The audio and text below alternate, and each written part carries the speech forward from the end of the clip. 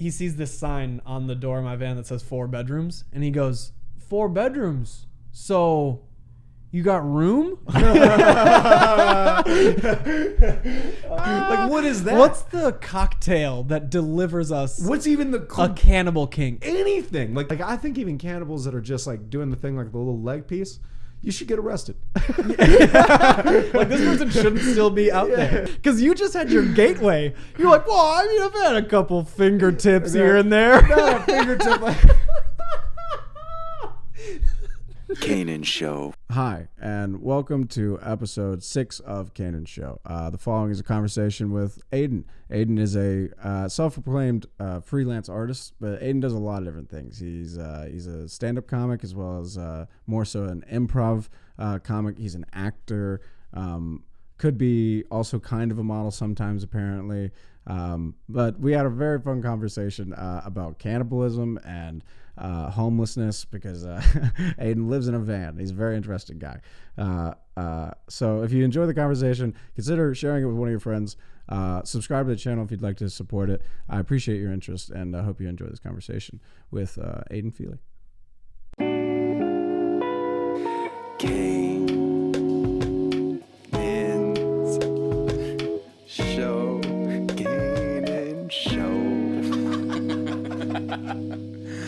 Canaan Show. That's a good place to start. What Yeah, do you what's classify my yourself as? What's now? my intro? Like, what's your bio? Like, if you're trying to pitch yourself to some guy that's like, you seem, because like you wear a bandana, you got rings on, it's like you got something going on. These are my statement pieces. Yeah. So someone goes, like, they're not gonna see you and go, he works in an office. No, you know? exactly. You're like, They're so like, whatever someone goes, what is it that this is about? And then I didn't put on the calculator watch. I was about to say, some people are like, this guy's trying to make some sort of call. I don't know, because it's really interesting when people ask me what I do, and you have to somehow dance around the fact that like I'm gainfully unemployed. Right. You are the most killing it homeless guy I've ever known. Absolutely. And then I'm like, well, the best way that I can frame it is I tell people I freelance in the arts. Right. Wherever somebody's paying, Okay, if that's it's a good way to photography, yeah, I'll go pick up photography work. If you want me to hold a camera for your live show, great. If they're paying for the comedy show, like at Cabana, Right. Great. I'm a paid comedian. Exactly. Yeah.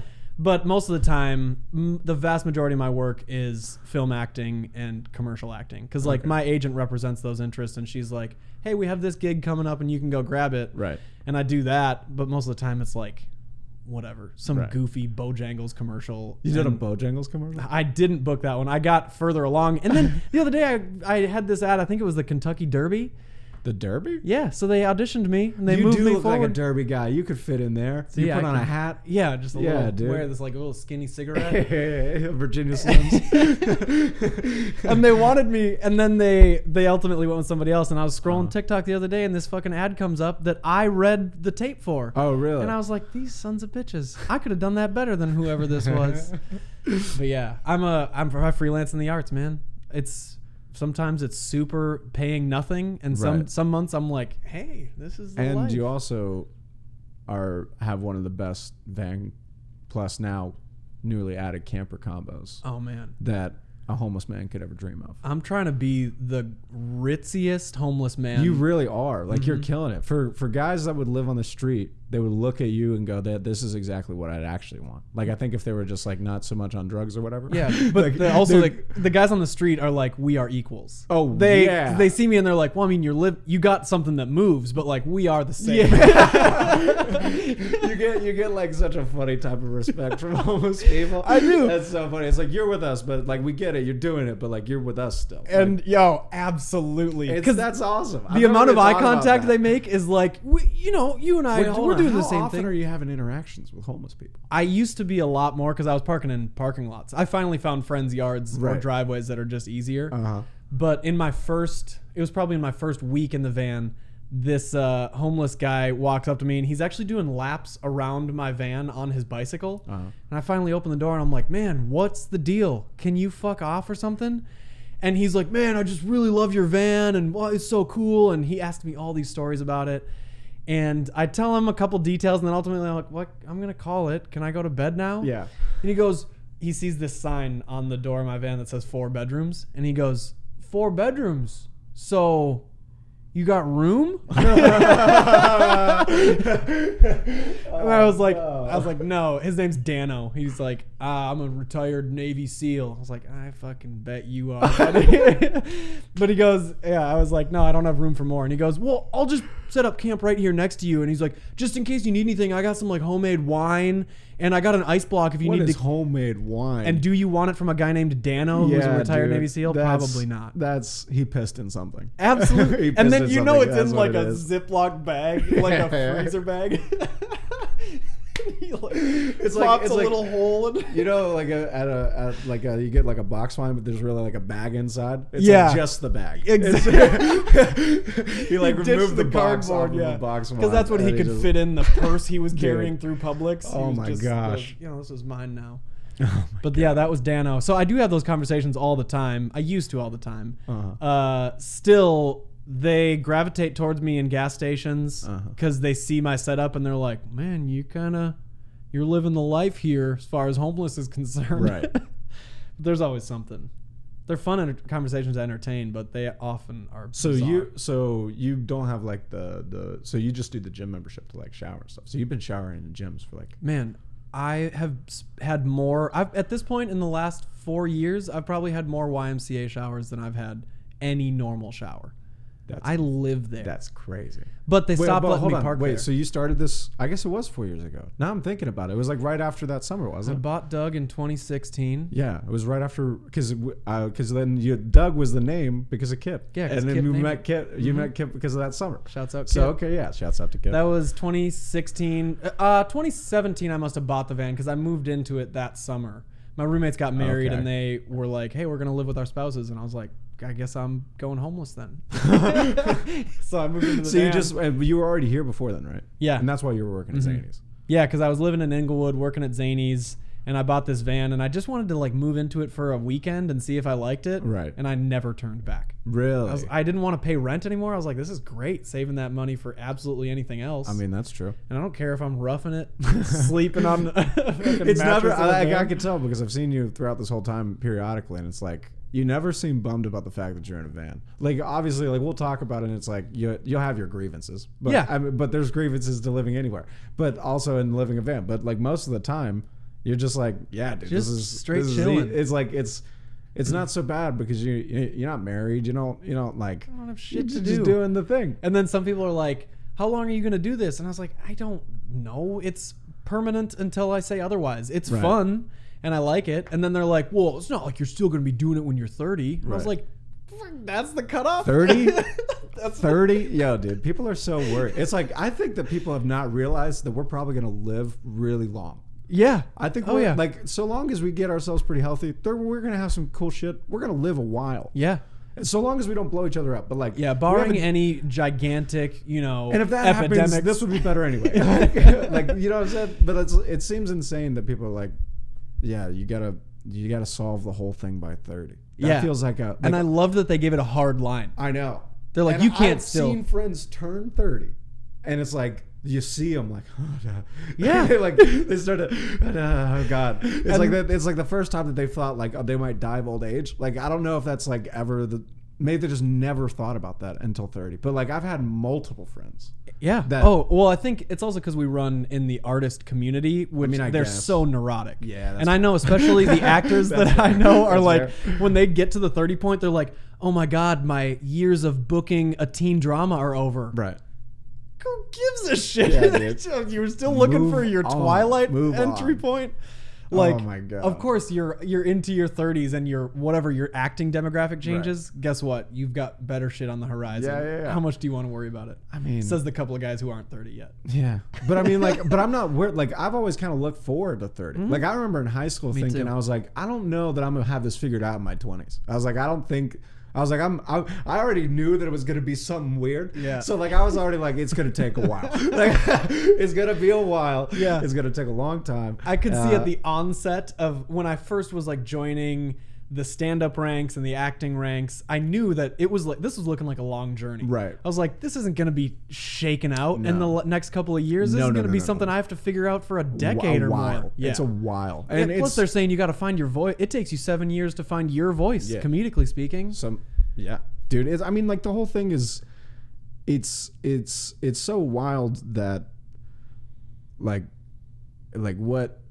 how different like the span of time is. It's like if you could decide that if you could even conceptualize the desire to do something like this early enough and not too early, like it's like I don't know what the line is. No, you know what I mean? Like there was definitely a too early line where you look at like the like Drake Bell. Apparently he's touching kids now. Did you see that? I did see those. That's headlines. insane, dude.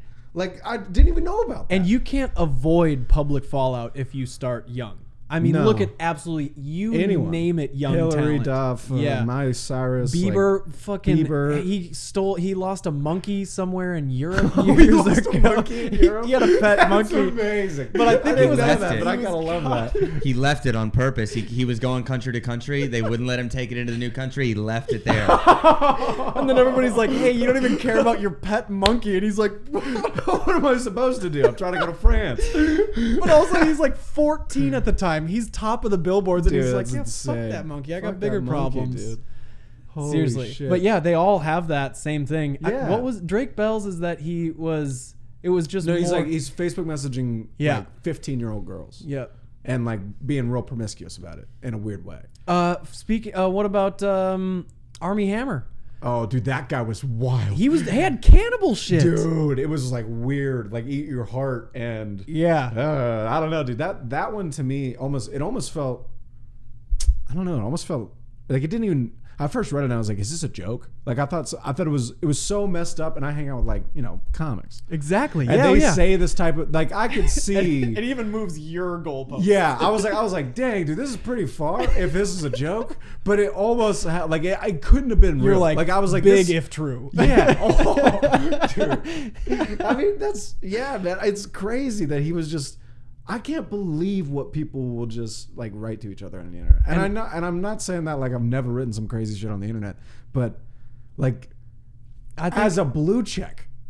Oh yeah. As a blue check, you're sending 15-year-old girls DMs, And you don't think that's gonna catch up to you? And you're seeing everything else that's going on. You're pretty sure that everyone you send that to is a safe space that's What? like gonna keep this behind Exactly. closed doors. What kind of is that even ego? Like, what is that makes you think that they're not going to do it? I mean, it has to That be. they wouldn't turn on you like that. Is Maybe it he's ego? just truly a cannibal and he can't help but send the messages. No. He I can't remember fight the part of him urge. was like, yeah, I think that part of him was. What's your he, kink? He said.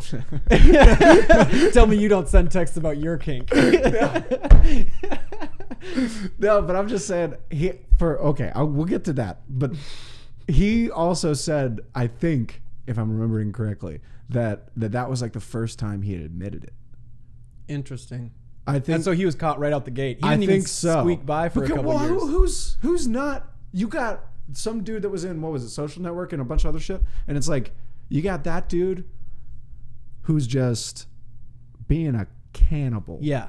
And that he Or desiring being a cannibal. But he's got to sexually. find a sexual niche that has to be a sliver of the population. Like, we've got some far out kinks in this country. Uh-huh. There cannot be that many cannibals. Can't be. Not sexual cannibals. Like, I've always thought, like, that was also the thing was like, I've never heard of a sexual cannibal. No. I thought cannibals were for starving people. I thought, like, I didn't think that. That's like your plane crashes in the right, snow, and then at some point you gotta tundra. go. I gotta be a cannibal. we like, gotta beat the cannibalism weakest to me person. was like the last. Was like that. Was Yeah. like that's how cannibalism happened most of the time. But the fact that you could just want to just eat a person, like during just sex. Maybe I don't That's remember the insane, text dude. messages, but maybe we're blowing it up, and he was just like, "How about like a No. nibble here?" It was messed up. It was no. We're not. We might be blowing it down. Yeah. I'm being real. Like I think it was real. It was truly as fucked up as I've. I read think it's a really thing. funny that our threshold for like public failure that way, we've been taught to be not okay with, but like we're familiar with stories like Woody Allen, Sure. and all this like date younger women and be a fucking asshole all the time. Right. Even mega superstar assholes who are just not fun to be around. We Right. know these stories well. Right. This is the first I've ever heard cannibal stories. Yeah. And You're right. There That's what- have to have been.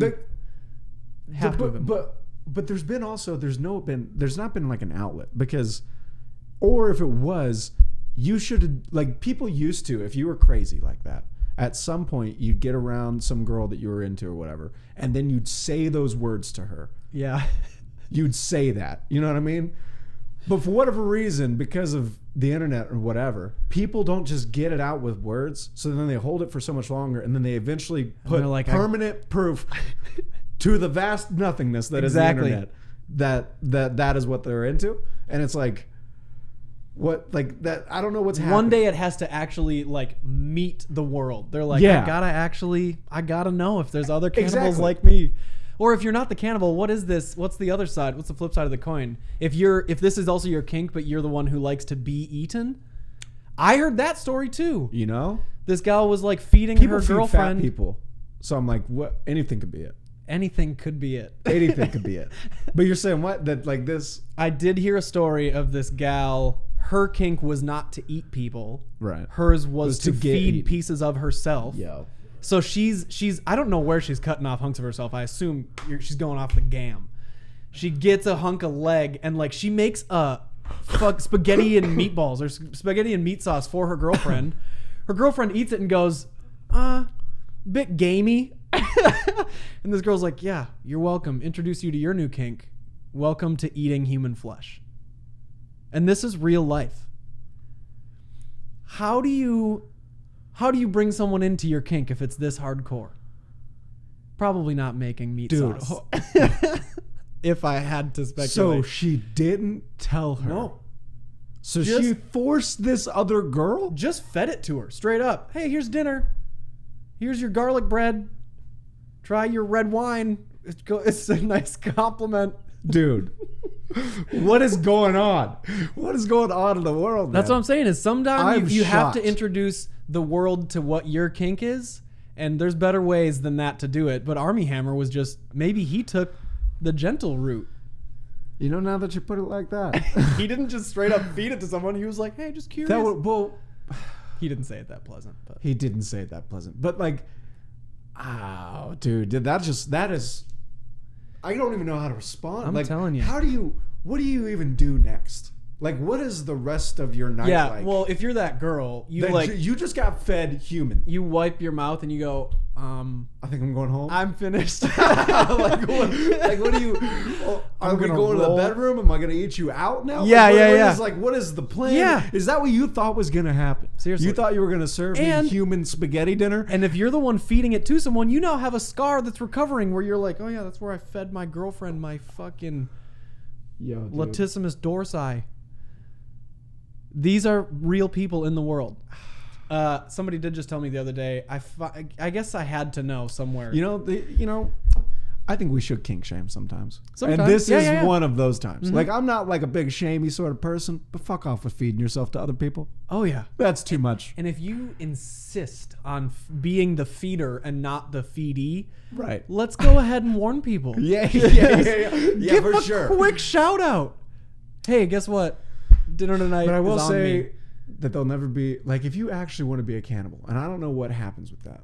Like, how do you become a like I've never even really thought about that, because I've always just kind of thought about like the starving version. But like, what even in your, like, people talk about like feet, like there's like theories about how there's like a thing next to your brain that's close to feet, or how like if you're a kid and you're crawling, it's like you're looking at feet and it's like your mom's feet, you're hungry, so you associate feet with pleasure or whatever. There's some shit like that. I don't know what the cook up is to cook out a cannibal. Like, I don't, like, what is that? What's the cocktail that delivers us What's even a cannibal king? anything? Like what is even like anything that's getting close? You know what I mean? Like, I don't even know a single thing that Yeah. would be a prerequisite in your childhood, unless someone force fed you human. Seriously. Like, it's like, that's it. It's like, you come from cannibals, and if not, it shouldn't be there. And also, isn't it really bad for us to eat human flesh? Yeah, there's this thing called, it's like Like your body Ta- rejects it. Your body's like, I ta- don't want to fucking eat. I almost have it, but it's not there. It's Our own it's not that it's actually bad for your health. It's bad for your brain. Interesting. There's a chemical, and I can't remember the name. It starts with a T, Teratix or something like that. Basically, if you have too much human flesh, you can actually ingest a certain amount of human. Yeah. Even though it's very, very gross. But if you ingest too much, basically it'll just shut off your brain. It's like nature even knows that you shouldn't eat yourself. Hey, we're on a path. Yeah. We're on a dark path. It's like your body has agreed with both everyone else's bodies and the universe that if I start eating too many people, I should lose my mind and die. Yes. Like that's good. It's kind of a good is not sustainable. Right. We're gonna start causing problems. It would be insane. Like imagine if that wasn't there and you could just eat people. Oh man. What if people were a delicacy and Army it was Hammer, very healthy? Army Hammer, eat your heart out. Yeah.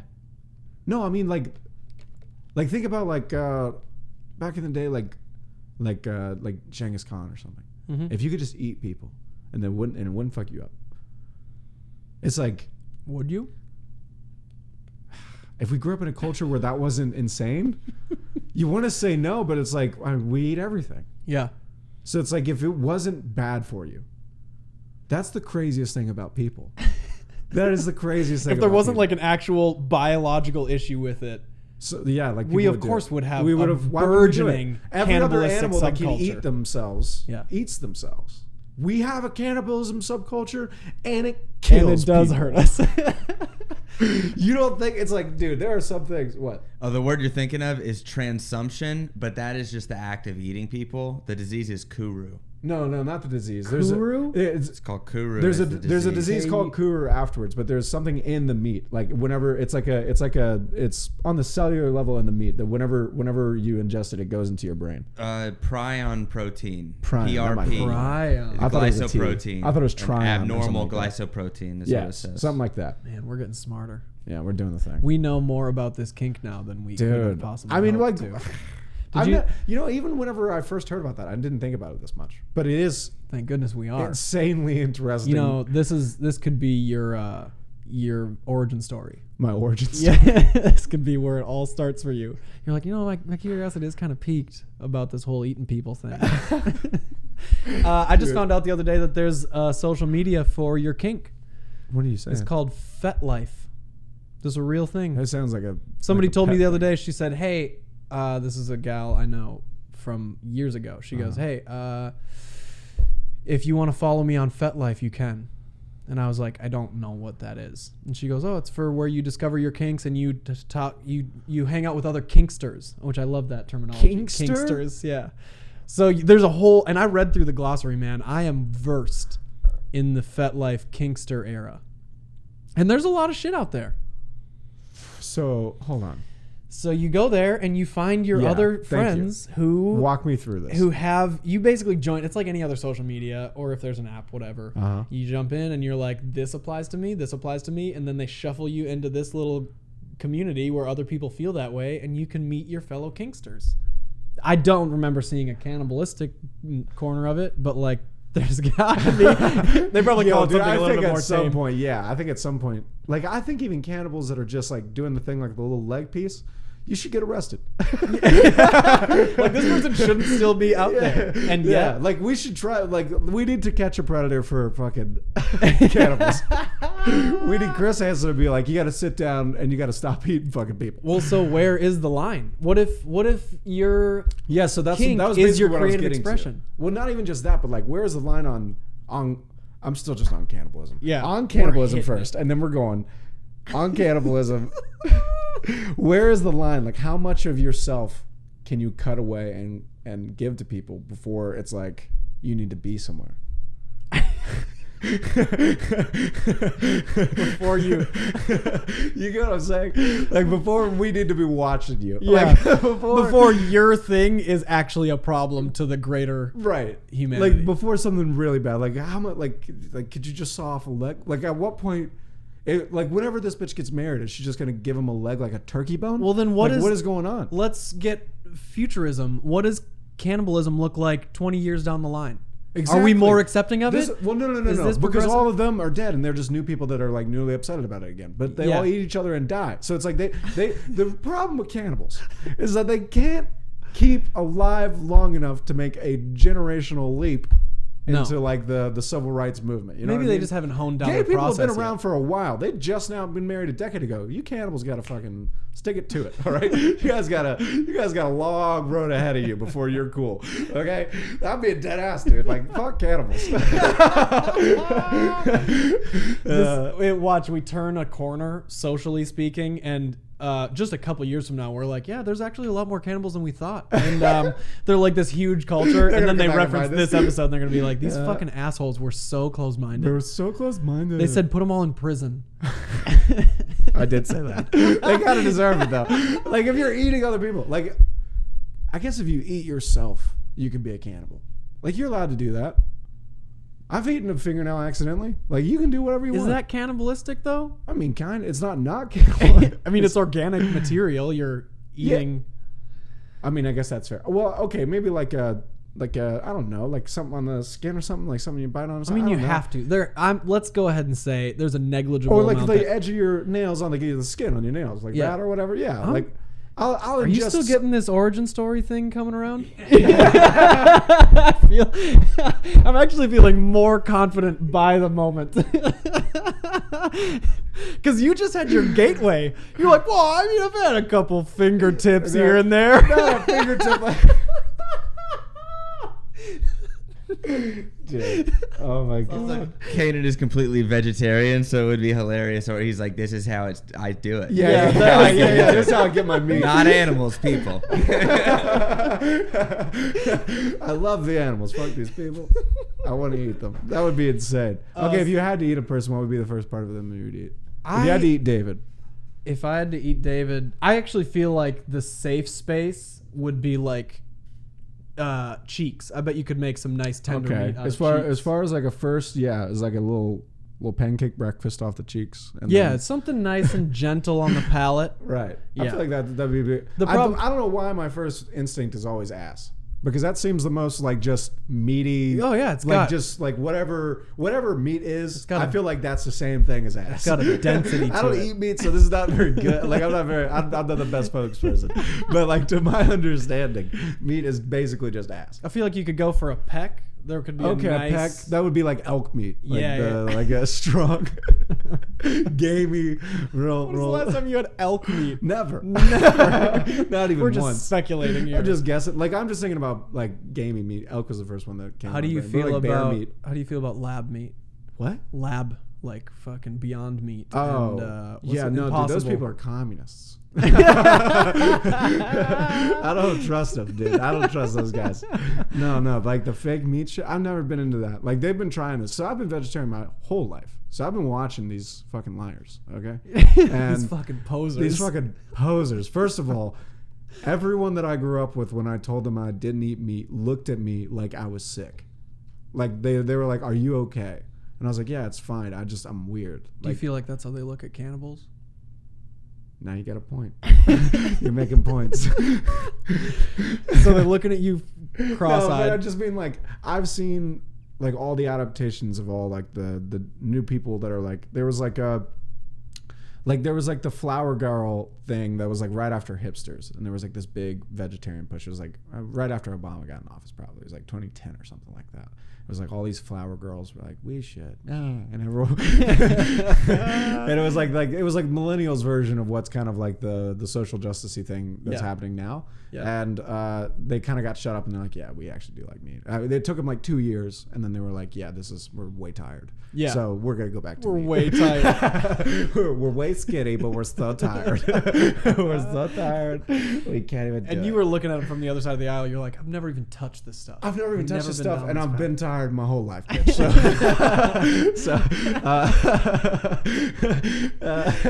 No, I mean it's, but then since then it's been like these fake meat things. They've always been creeping up, and there's been some good stuff, like way more quinoa and rice stuff now. Any given place, I love a good rice way more burger. rappy sort of stuff, like yeah, I don't know, so more of that, but like the Beyond Meat stuff, right when that first You're started not buying happening, in. But No. don't you feel like it's an eventuality? Fake meat is- This will happen. This will be. It's What like do you mean it's will? like electric happened. cars. We're here. No, but I mean it will be everywhere. No, Well, I mean it's kind of already a little bit everywhere, but it's just, you know how people are stupid, And yes, I know how all people are stupid. So we're all painting people, with a broad brush. We're not even smarter than people used to be when we have the book of everything right next to us. Like, it's insane. So what's going to happen is the exact same thing that just happened with processed foods is going to happen with fake meat. It's going to take like 50 years, and then people are going to go, oh, we should have just been eating food, and it's going to be killing us?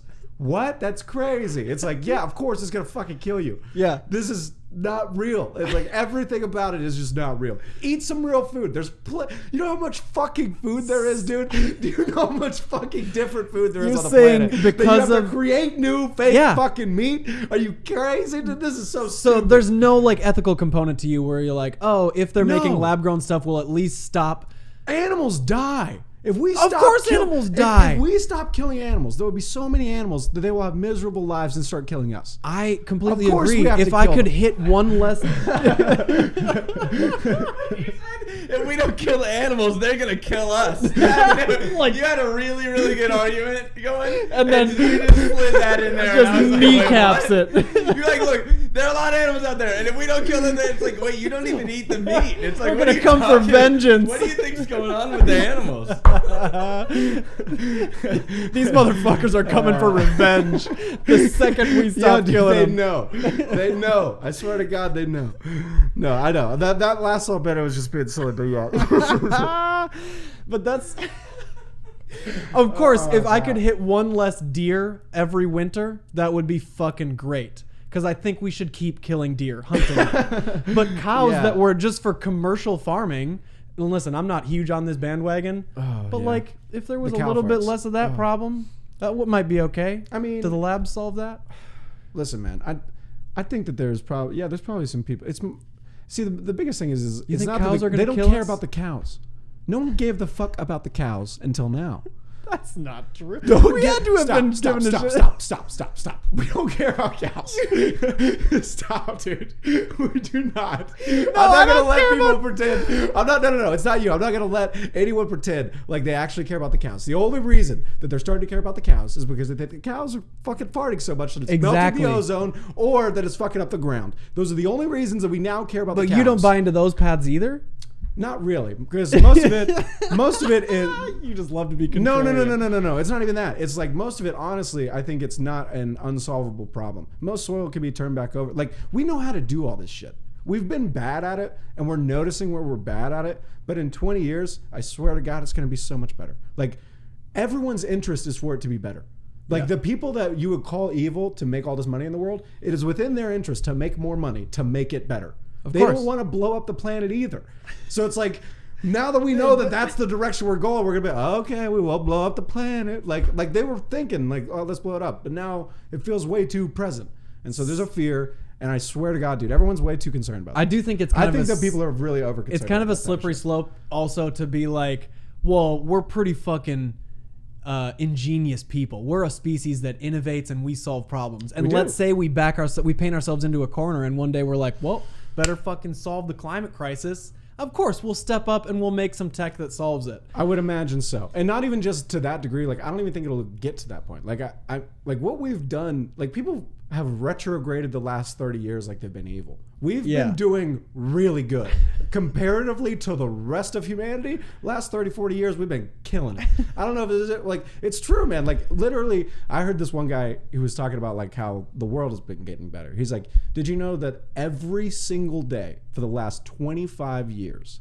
that there could have been news headlines saying that today we lifted 120,000 people out of abject poverty? Yeah. Which is like you raised over 100,000 people above the exactly. like just To a $1 sustainable day- level to of a life. sustainable level of life every day for 30 years. Yeah. And we're all like, it's melting. It's like, well, yeah, bro, we've been working hard. Okay, we've been like burning the candle at both ends. We'll fix it. But like, Jesus Christ, man, like people think that like the way that people think that this like immediately makes something happen. It's like it's not that fast. Like we're not that big. I love that people think that they have that much impact on nature. Well, and I think well, like we're some fucking prophets. Yeah, exactly.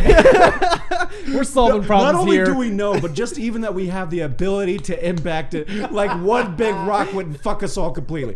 Fuck off with your grandiose bullshit, dude. We're fine. What I think, I'm sorry. what I think is I'm absolutely hilarious is that this is This is Canaan and Aidan solving the problems right here. We're like the universe. We're like, if you guys listen in, we got all the got it fucking all. cures. It's basically just stop worrying about it. Like, just fucking sit back, my because dude. here's the thing: if you're worrying about it, that's not helping either.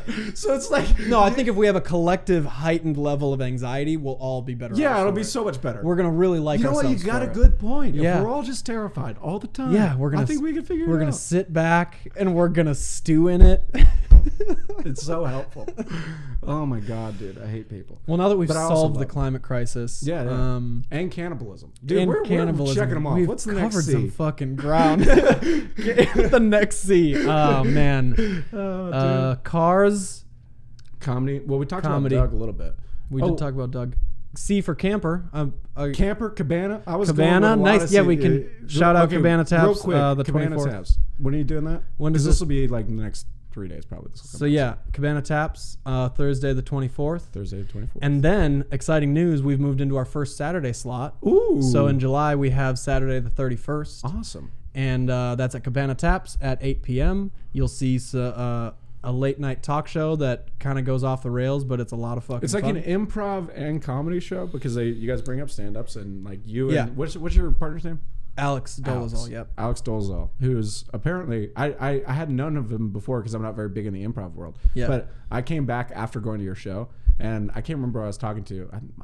I can't remember, but they were like, "Did you meet Alex?" And I was like, "Yeah." And they were like, "How was he?" And they were like, seemed like Yeah. like kind of like they were like, "Oh my god, you met him?" And I was like, "What do you mean?" I was like, "He's a nice guy." And they're like, "That's like the biggest dude in improv." I was like, "Oh, I didn't even know, dude." But apparently, this dude is fucking rocking. That's fucking And great. he was. I mean, both of you guys. Like, I've seen a decent amount of improv, and most of the time it's contemptuous. Like most of the time I'm just sitting there like A a vast majority of the time. I fucking hate this. Yeah. I fucking hate this. But you guys had a great fun time, and do that last thing that you guys did with the Charles Manson thing. Man. Oh my god, Jones killed that. I didn't even know, dude. Jones can sing. Did you know him? I've met him, but only through Yeah, stand-up. yeah, So I hadn't yep. seen him be like in his improv world before. Man. But dude, that was the first time and I was like, holy shit, dude. Like, I heard- he's fine stand-up and all, but fuck. I heard through the grapevine that he is just so good at committing. And when we talked about this Charles Manson bit, and for clarity, you can find it on our Twitch if you feel like watching it. But there is this, we bring up the ghost of Charles Manson who preaches about how divided the country is. Right. And he says he's so upset with the direction we're going and we should just really find a way to be centrist. Right. So is Charles Manson preaching centrism in the United States. Also, ghost Charles Manson with white face paint, like white like face makeup, not like paint, but just like like a ghost, and then has like a fucking Antichrist he went for symbol the on his forehead. He went for the swastika on his forehead. Yeah. It was crazy, and he was walking up to people the whole night just in that bar. Oh yeah, Going having a smoke break outside, hanging out, just like with a swastika on his head. and then when we close the show, he comes up and sings "We Are the World" for like Dude. 6 minutes. He's going, "We are the world, we are the children," and we're trying to get everybody on their feet. Dude. And of course, we get like 2 or 3 people who are singing along. But that is a good indication of what we're after with this show, is to just be like, if somebody walks out of this show and they go, "What the fuck was that?" then we have absolutely accomplished our I think goal. you know it. And dude, you made an awesome sign. Man, made thank an you. awesome sign. That's really the shout out I needed, as I made a good home built sign. You did. And hard on it says the name Fly By Night is the It name. says of the show. Fly By Night Show. You can find us on Instagram. You Word. can And Fly yeah. By Night, is that just the show, or is that you and Alex? Like, how do you know him? What is your affiliation with this? So I was working at a coffee shop downtown, and he walked in years ago, and I was already doing improv and acting That's classes. 8th? Yeah, Yeah, I remember that. And he walked in and he was like, "Hey, I heard that you do improv and I'd love to try it out." And so I plugged him into that community, and we've been working on goofy shit ever since. Awesome. But he really specializes in musical comedy. So he brings all of the musical. Yeah, because he was playing the keys. He was doing the whole thing. He's man. great at it. Very talented guy. For the first show, he played this like beautiful 6-minute ballad about how there's no better time to be a ventriloquist than in the COVID era when you wear a mask.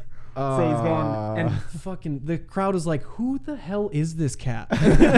dude, it is like, But he's a great musician. yeah, it's so funny whenever like comics or improv people or anything like that. Like if you're on stage and it's supposed to like not supposed to, but if like you're expecting like whatever, and then you have like a musical element, people are always like, "Whoa!" Oh yeah, it's People- so palatable yeah, for people. it really is. And that's because we love with this show, it wants to look like a late night talk show where there's a variety that happens. So like if Right. we start off with some banter from the desk and the piano, We get a stand up there. We do a little improv. We do some music. And before you know it, 90 minutes is over. Right. And this audience is like, wow, if it's a whole new show next time, who's going to sing We Are the World next?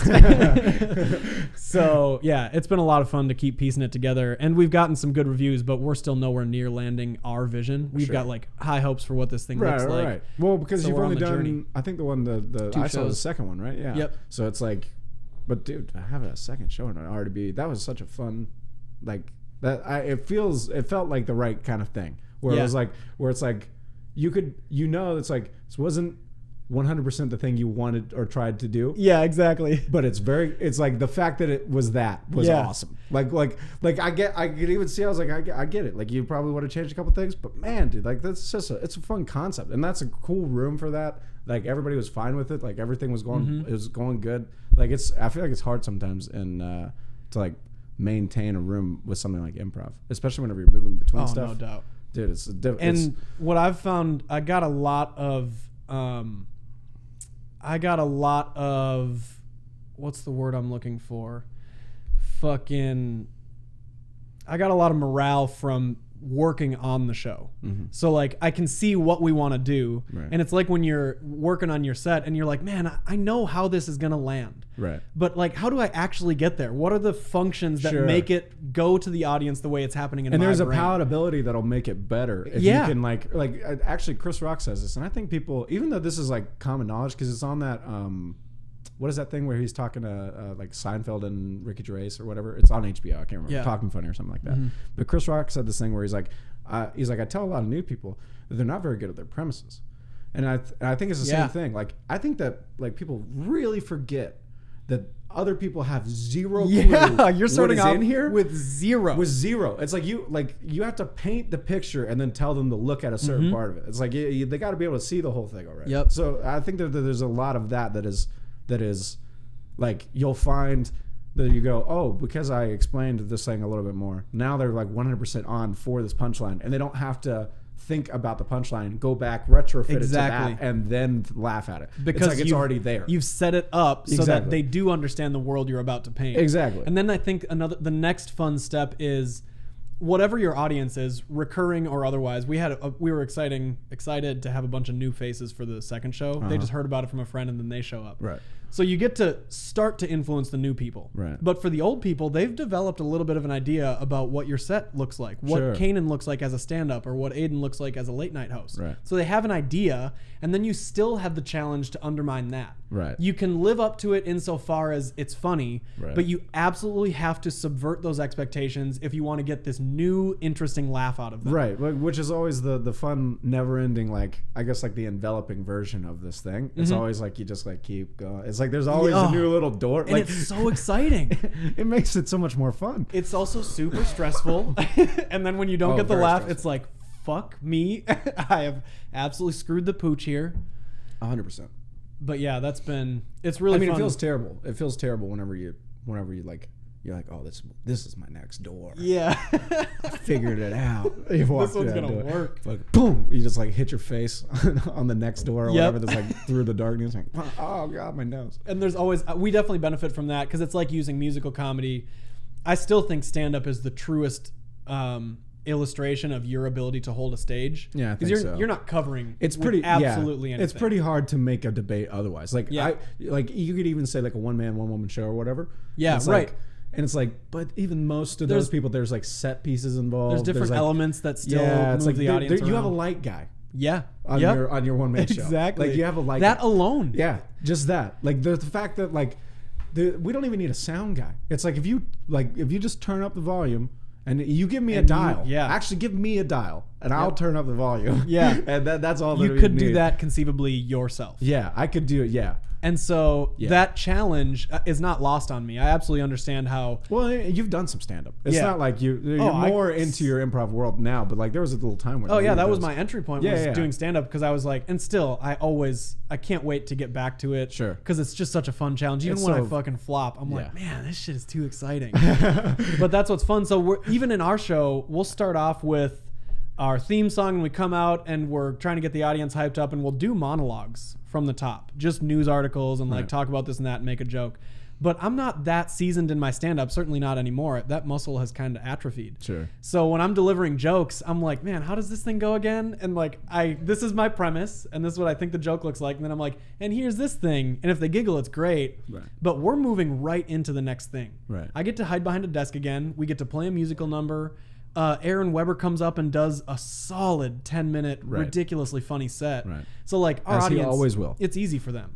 They get to watch along, and they get to be like, I mean, we yeah, go to the because next. like you think about like a live studio audience and like who has better times than those people. And Right. It's like, and it's because it's almost there's so low investment. It's like so easy to like play through that whole thing. Like if Exactly. you know that that's what it is, it's like it's nice like that, you know. Plus, they're sitting.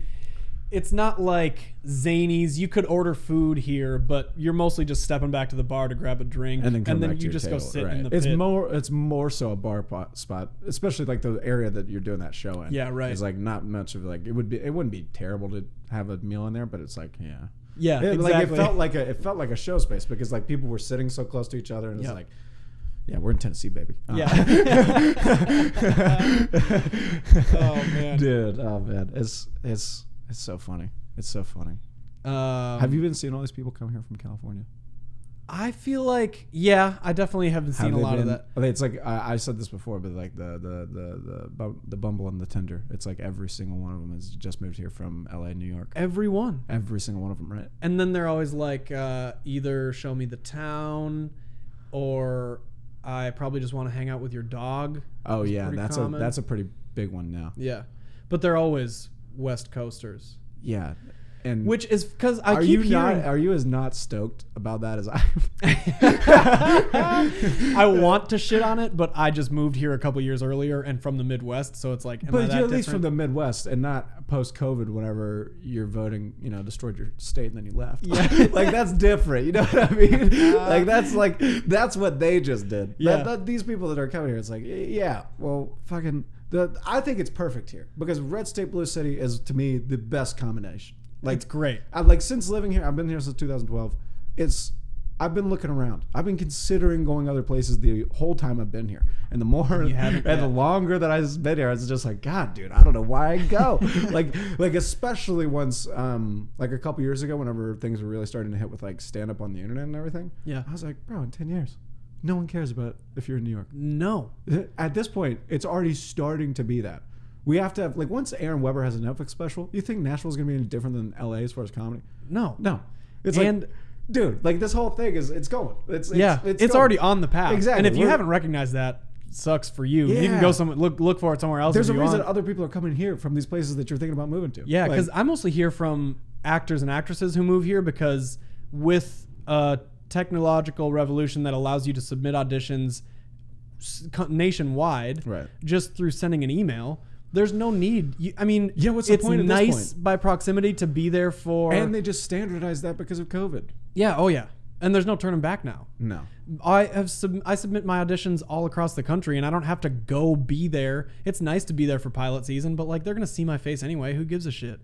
And then that's why all these actors who join the studio I'm most familiar with, they'll come in and they'll be like, "Oh, I'm here because I hear that Nashville is like a nice burgeoning creative city," and I'm like, "It is." Well, it kind of Congrats. was. It's like becoming more and more like past that almost. Like there's still Yeah. certain parts of town that are like that, but it's like it's growing so much that like you're starting to get the push a little bit. Yeah, and I wonder which corner of the art scene is doing best, because stand up has made leaps and bounds. I feel like during COVID, no art scene in Nashville other than comedy has been doing that great. Like, what? Right. Who else would have even been making anything? I mean, improv died completely. Dead. Still dead. Well, not that it was super thriving. Not in that the it was first place, terrible, but at least it Third Coast was existed. open. Yeah. Like, at least there was a place to go to find some improv if you wanted it. I mean, Third Coast just opened, like, what, 2 weeks ago? Yeah. So it's like, that's like the first improv outside of your guys' show. Your guys' show might have been the first improv in the city. Probably the since first COVID. lot. Yeah. Yeah, because we beat Third Coast. Yeah, you did beat Third Coast because your first show was like 2 months ago. Yep. And we're bringing it back. That's what I'm baby. saying, dude. And I don't know what other recurring, because there's obviously mics all over town, but ours isn't an open mic. We're trying to book comics to come do time. Yeah. So like, I don't know what other recurring shows happen like that. There certainly isn't a late night format that's doing Oh it. no, nothing like what you're doing. But there's like Sativa run shows. Yeah, and, right. Yep. And like there's people that are like basically still do regular. that level, and it's coming back more and more. Like Eddie Ortiz just did a storytelling show at East Room last night. No way. Yeah, How was it? it was apparently good. I didn't make it because I was doing mics, but yeah, dude, it's like shows like this are happening. It is exciting that they're all, as we turn the corner and people are less worried about public spaces. I really think, and I'm most excited because I get to go back to movie theaters and Movies. not have to be. I feel like when was the last time I was in a union? I might have been like Endgame. A minute ago. Like a while ago. I went to see 2001: A Space Odyssey last night at the Belcourt. Oh, did you? And I ate some mushrooms for it. It was a ridiculously nice time. For a visually stimulating movie like that, I was fucking gawking. It was so nice. You were gawking. Can I ask you a question? Yeah. With the part where he goes through the monolith and it's space, it's all stretching out. What was that like? What It did that was feel like? absolutely. So they're showing it. That for one thing, that sequence is like a whopping 12 minutes long. Long time. And there's all these different abstract things. Sometimes it's like oil and water. Sometimes it's this geometric stuff, and it's always this path you're going through. I bite into it and I'm watching this stuff and I'm like, I'm digitized by it. And then a second later they cut to his face and he's sitting there and he's like, and it felt like the screen held a mirror up to me. I was like, yeah, no, me too, but I'm there with you. It was gorgeous. I also felt that movie in my core. All of a sudden there's a baby floating in space the size of a planet and I was like, bruh, I see you. I'm there with you. I highly recommend anybody who's hearing this, take drugs and see Kubrick movies. I mean, that's pretty good. Who else would be good as far as like a trip movie? I feel like Spike Lee. The last time I did it was for this movie I'm not sure I can recommend. It's called Climax by this French director named Gaspar Noé, who might as well make porn. That's how graphic his movies are. Oh, it's one of those. Horrible. A bunch of dancers get trapped in a ski lodge and then they get dosed with acid and the rest is wild. It's actually, I don't know how you feel about. This just sounds like a porn set. Like, I don't understand why these guys. There's some like real like guys that like went to film school or like can kind of really put together something that just wanted to be porn directors. They did. And they want to be mainstream, so they're like, no, we're gonna cut out the penetration, but like you're gonna see the rest. Yeah. I don't know, man. Like, it's fine. I mean, it's not that I've even never shot a sex scene before, like that I've not written and shot a sex scene before. Yeah. But it wasn't anything like... Was there any biting involved? Biting? Nibbling? I mean... Any flesh eating? Oh. No, dude. None? The cannibalism callback. I love it.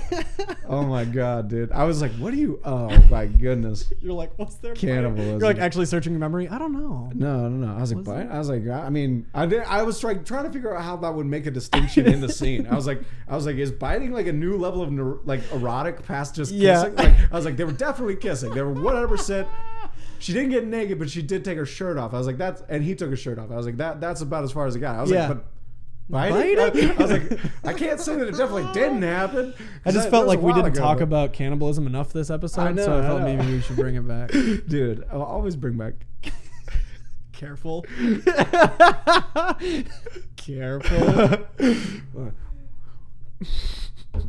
I'm on the tightrope. You're a tightrope man. Oh, tightrope man. Where were we? Movies to see on drugs. Well, okay. Well, not only just that, let me also ask you this. Like, I like, even though I'm commonly annoyed by comics, I feel like I would dislike and would be commonly annoyed by actors. I mean, isn't this the same for all groups? Is there a group of people you could say you consistently love all of them? Well, but I'm just saying... As far as in percentages, right? I would say that like 70% of comics, I'm probably just going to get along. So what percent of actors? Or you don't know? I don't know because I don't know that many. You're one of the few actors that I know and enjoy. And back whenever I was doing film stuff and like kind of thinking about that, I started realizing that I didn't like most actors. So I think these two groups actually exist on a weird spectrum where I don't know very many people that do both that I actually like. There are very few people. They'd love to stay in the exactly. caves. You're an enigma amongst them. They don't really crossbreed there. No. Comics, I think, are really sometimes they can be jaded, and Sure. we can talk sometimes. Like they're all the time jaded Sometimes. And but one of my problems with the acting community, I don't know if it's just here, but like it's a really soft bunch. They're like easily offended. They take their craft so seriously in a way that they're like, oh, I don't want to be put in that position. Are you kidding me? And most of the time I'm like, you can actually take a note from the comics who are like always saying fuck it. They'll throw caution to the wind for absolutely anything because they're like, whatever, we're just here to perform. Right. And so, but I would say I love a lot of the actors and they're really, really wonderful people. I don't know what percentage I'm annoyed by, but it's less than half. Less than half. Less than 50%. So you'd say at least 50% my skin. that like you'd enjoy. Yeah. That's not too bad, I guess. But stand-ups. But we're in Nashville too. What about like LA, totally. LA, New York? Like, is it worse once you get out there? I 'Cause only feel know like it would people be. I took classes with in LA and New York, and they were. Oh, so they were new actors. Yeah, I mean, so that hardly counts. they hardly count. It's And like, they're could I confidently say they're a depiction of the entire scene? Right. Pretty unlikely. Yeah. Fair enough. But they're still fun people, and you know, there's a different little thing to learn from each one of those groups, and you could almost say the same for the improv people. Sure. I've met hundreds of improvisers in this town, and most of them I'm like, you guys are fucking kidding me. This is what you're about? I'm like, get real. And I think that about stand-ups, but like, Oh, I mean, yeah. I mean, there's like 500, not 500. There's like, I don't know, at least a couple hundred people that could, like, if you're like, who could come to a mic? It's like, at most, there's 200 people that could come to this mic. Conceivably could show up. Probably 30. Yeah. Max. But could 200. Isn't it funny how small that group is? Like that's not a gigantic stand-up scene. No, it's insanely small. And I was just having a conversation the other night with a couple comics, and I was like, yeah, dude, isn't it crazy that there are, you know, we had 42 people come to a mic, and everyone was like, holy shit. This room is packed. This is insane. and we're talking about comics. 42 comics go up at an open mic. And we thought that was nuts. And then we were talking about it afterwards. And I was like, but to think about that, like at most there's like a couple hundred comics in the scene. I was like, you know how many more people sign up to risk their lives in the military than would sign up for then an would open mic? come to stand on stage and try to be funny. Because they were trying to be like, oh yeah, well, people talk about public speaking like it's terrifying. It's like, oh, it's not that big of a deal. It's like, we think that, but to the rest of this is free. Oh yeah. You could come for free and try to be asking which is very what little. I found out. I didn't even know that until like 2016, 2017. That's why I started to write, like, until I met Jared and started listening to podcasts. Yeah. I had no idea that you could just go to a mic and start comedy. Seriously. I thought that you'd have to like do a thing. I didn't know what it was, but I didn't know what it was like Dude, to I had to go start. to college to like do something that felt so easy. I was like, Yeah. to do something that awesome, you have to like go and be a thing. It's like, whatever. I don't even know what you'd have to do. But then they were like, no, it's just for free. Yeah. And like kind of most people know that now. If you know about comedy at all, you've heard a comedian on a podcast go, open mics are free, just go. You just show up. Still nobody comes, comparatively. The only price you pay is a room full of already established stand-ups for the most part, standing there judging your material harshly. That's the price you pay. Well, I mean, it's like what is even harshly? Like it's just judging it accurately. Like most of the time. Yeah, for sure. And like people don't understand harshness very often, especially nowadays. And that's why like a lot of people that can't, like this dude, I like this guy. He's a friend of mine. But last night he gave me a drink and I said, merci beaucoup, because I used to speak French. And I sometimes, while I'm being silly, I'll just thank people in French. That means thank you very much in French. That's funny because every time I walk into a room, I say bonjour. But this dude, who's a comic now, but he hasn't been a comic for very long. He was a musician beforehand, and it still is, I guess, technically. But I go, merci beaucoup. And he just kind of like acted funny, like he didn't know what to say. And I was like, oh yeah, dude, that just means thank you in French. And he was like, actually, I know what it means. And I was like, okay. And he goes, I actually used to date a French girl. I was like, oh. And he was like, and she cheated on me with a French guy. And I was like, oh, so that was like kind of traumatic for you. Yeah, was that too close to home? And then he goes, yeah, it kind of was. And he walked away. He's like, yeah, you just doubled down on my pain. Yeah. And I was like, yeah, you bet your ass I did. I'll do it again too. Like, don't you fucking, are you kidding me with this? French? You can't handle French. You're like, now the whole language is off limits. Exactly. You dated. The whole country you're writing off. What is with this Dios mindset that people have? This is insane. Yeah. It's like, what are you doing? That's what I mean. Soft, baby. Yeah, dude. It's like, I like this guy. Yeah. That's the worst part about it. Was You're that like at the end of it, I didn't want him to feel bad because I do like him, but he's like, what is that? I hit a nerve by saying merci to you. Sorry, my bad. My bad, dude. Probably didn't help that I was like, you're a bitch for feeling that way. Like that probably wasn't like the thing that would have. I probably could have. I don't know, but I didn't want to. Like that's insane. It's kind of insane. That's ridiculous. I feel like it's almost beneficial to be like, yo, just fucking no. Yeah. Just no with hating all of French because you got cheated on by a French girl. No. What? You think that everyone in this country that gets cheated on should just abandon English? Is that what you think? Or you take whatever thing you associate with that person, and that is henceforth Gone. illegal, untouchable. Completely, dude. There's a lot of racism happens like that, though. You know. Yeah. Like that's why they don't like different colors of people. Because of one breakup. I will say, it's like what did Liam Neeson say? Because a black guy beat up his daughter or whatever. He's like, I just wanted to go and find a black guy and beat him up. Like that was what Liam Neeson. He said we're looking for some black bastard. That's Oh what he yeah, said. that's what he way. said. Yeah, dude. Did you not hear about that? Dude, When Liam was Neeson, this? his daughter got like something happened to his daughter from a black dude. Or no, he said something like if some. I think it was just a friend, an actress friend, Yeah, or it was something. like something like that. Something had been happened to assaulted, some and he was like, daughter "I'm just gonna figure." go find a black guy in the street." Yeah. Yeah, they He was said like- that. They were like, "How did that make you Boy. feel?" Somebody asked him how it made him feel, and he's like, "It makes me feel like I want to go like find the closest fucking black guy and hit him with a club or something like that." It was crazy. It was like, did he not get roasted alive for this He kind of comment? did, but he's Liam Neeson, bro. He's He's taken. Liam Neeson. He can't. He has a reputation. He's a dude. It's like, okay. So don't- also, who's going to his movies? The people that don't give a shit. Oh, yeah. And he's like, I want to beat a black guy with a club. All those people. Are Oh, like, yeah. yeah. So, but have you never painted with that broad brush after a breakup? Because I will say pretty confidently see. that I'm not interested in dating Christians. And that is because of, well, more than one. It was probably two women where I was like, this is no fucking fun. this is zero fun at all. Just personal preference. Also, my ex was a real estate agent. I think I'm done with real estate agents. Yeah. Okay. Who else I are you get- writing off? Let me think. But they would have had to have fucked a person that you don't like. Teachers. That demographic of people now. I think that's the standard, right? Yeah, Yeah. right. Teachers. Teachers? My mom's a teacher.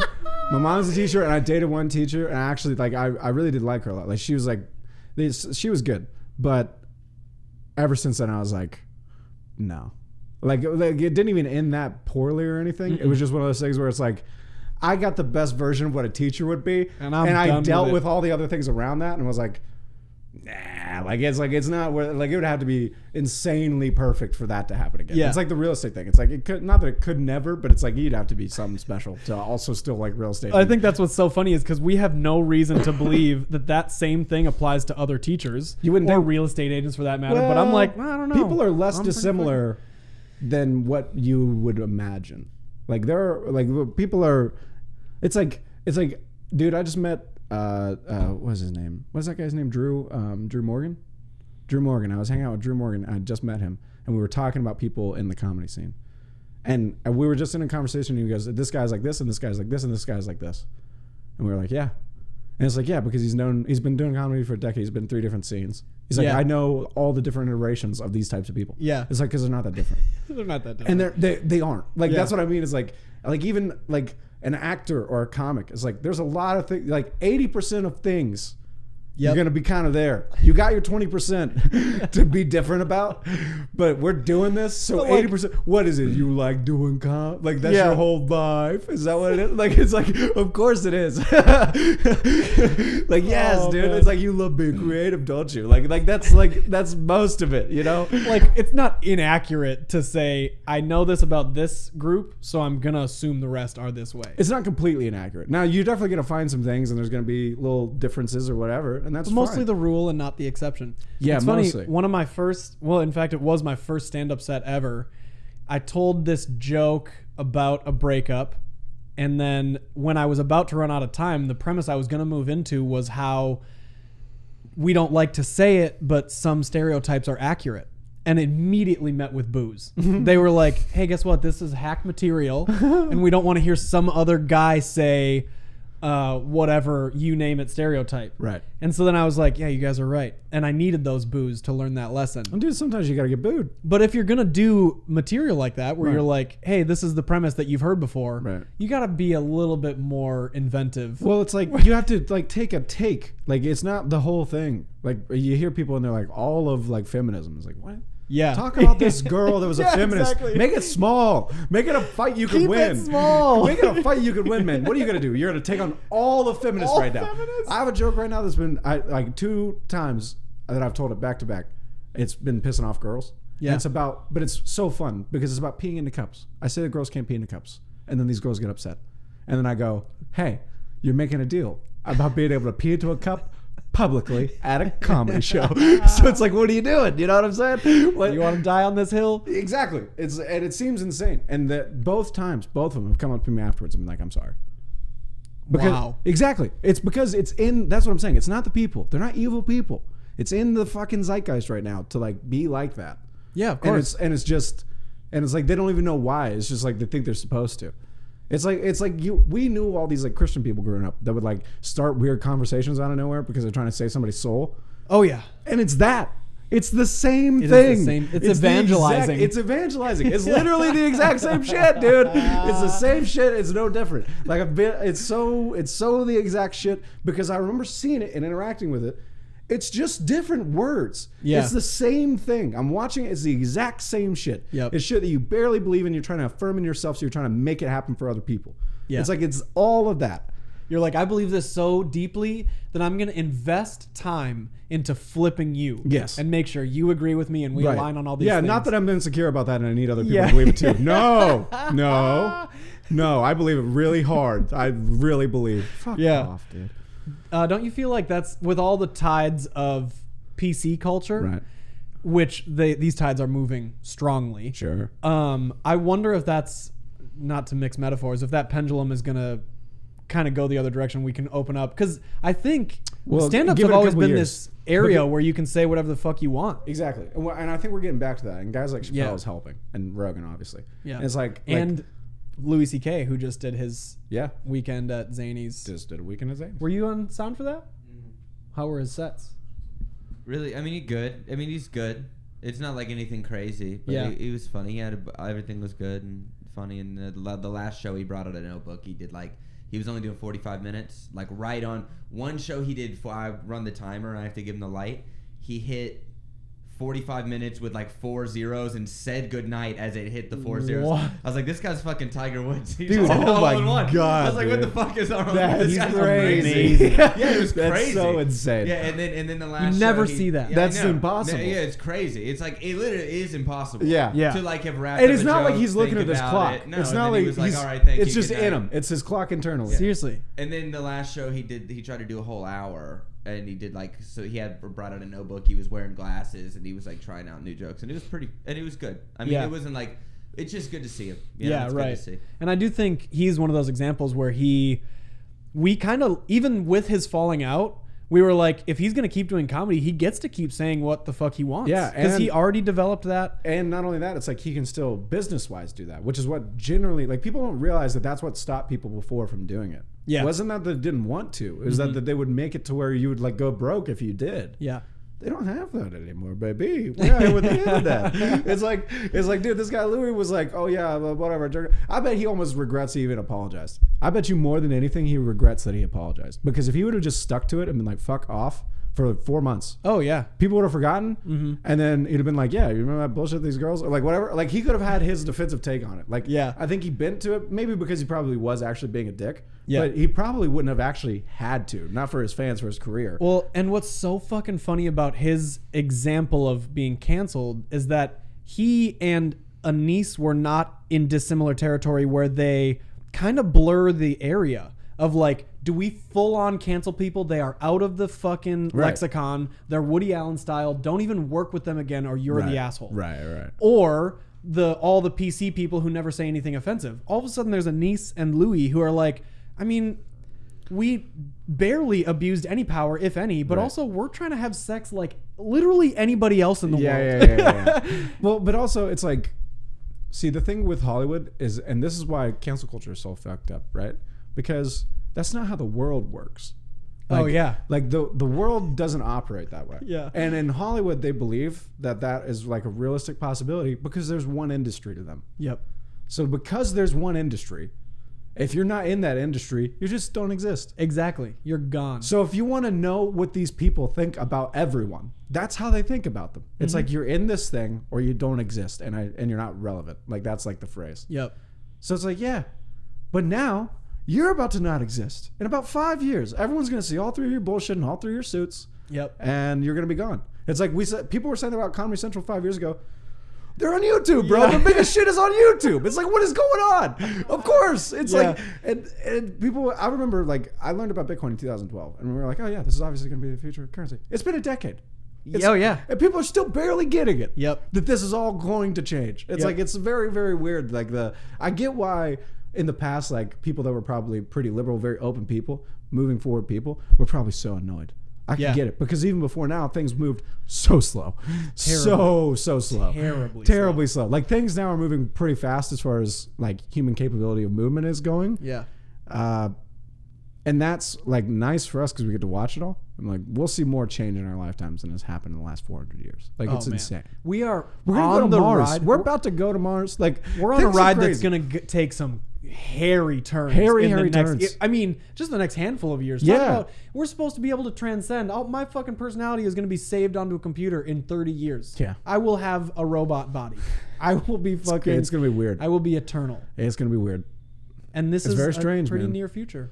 But, like, we think that, like, idealizing technology, it's like, I wonder if it's, like, idealizing anything else. Like, whenever the first people found weed, they're like, I bet weed's going to fix it all. Yeah, this is going to Like, do what, it. dude? The way we feel, we're never going to die. We're just going to find a new way to misuse it. Exactly. There is a loophole, I promise. Yeah, it's like, and like, I don't know how, like, how non-finite you really are. It's like, you can upload your consciousness. Like, kinda. It's like, what is that? And it's like, we barely even understand what this thing is. It's like, it's so funny because there's this confidence of like, we got it, but also we don't even know what we are. Like, it's so weird what we're doing here. It's so insane. And like, then it gets into that conversation, like, because we're definitely equipped and smart enough to handle this. If you could do that, then what is the essence of a person that's the X factor that makes them savable on the internet? Sure. Because if I can take... Listen, my dad... Because it's the 80% thing. 80% of people are the same. It's Yeah, like right. the 20%. That's that's what you got to really be able to save. And that's going to be the hard part to save. Impossible. It's like, what is that though? Because if the closest example I can get, my dad has fallen in love with TikTok. Posts it all the time. He does some really bizarre shit. Really? Yeah. Well, your loves dad's it. also kind of like you. Like I remember, I'm not saying that my parents hate what I'm doing, but they're not loving it. You know what of I course, mean? yeah. And I remember you said something about your dad being like, you're like, yeah, like he did the same type of shit at one point. Oh, yeah. Like he was he was a vagabond. The same vagrant. He was hitchhiking the country and being an actor. Whenever he was like 25 and 30, right? Yeah. Yeah. So it's like, yeah. Yeah. So he absolutely gets that. And now his best outlet. There's a relatability that's weird. Like for him, it was probably at a way more dangerous time. Like it's way better that you're doing it now. Yeah. It's like, that's the thing is like, because I think my family doesn't live in cities, they're like, anything like that would seem insanely dangerous. Oh, yeah. But like, it's not. It's not really. Not really. Not the way that you're doing it. Right. And that's what I mean is I am fortunate to see that in my dad, and I just happen to fall in those same shoes. But one day when he passes, I will have all these TikToks to feed into some system and be like, create a personality from what you're gathering in these videos. And conceivably that technology will be like, oh, we're smart enough to piece together a semblance of your father. And it's just going to be a matter of putting as much material into there as possible. Yeah, but like not that it will be a believable. I'm not going to look at it and be like, "You're definitely my dad." Right. But if it's even close, it's going to be like, what is that line called? Where it's like you don't know the difference between machine and man. It reminds me of Fibonacci sequence, something like that. It's like something like that where it's like you Westworld comes to mind. Yeah, Westworld. Sorry, guys. No, if you're you good. Can't tell. Is everything okay? No, everything's good. I was going to Google what you were talking about, and I dropped my phone. Oh. All right, but yeah, it's if like you can't it's tell. like, Does it matter? that's basically like the thing is like if you would meet a machine but it would be as if it's me Mm-hmm. and we're just talking, you would have no idea. Then there's like a word. I can't remember what the line is called, if it's the Fibonacci sequence or something, but I think the Fibonacci sequence is different. I'm pretty sure that's basically you can tell whenever someone has done work to their face. Yeah. Because of the Fibonacci gotcha. sequence. Because there's you're supposed to be symmetrical, but it's never perfect. Mm-hmm. It's like that. Dude, you talked about TikTok. I don't get on. Dude, I saw this girl on TikTok. There was some trend lately where they were doing like this like inverted face thing. Yeah. Where Yep. it was like switching the symmetry on your face, like back to back, so Yep. you can see what it looks like or whatever. Or like would mirror it or Yep. something like that. Dude, it's probably like some young girl. She hits that thing on her face, and you couldn't tell just by looking at her, but I guess her face was really not symmetrical, which was Yeah. crazy.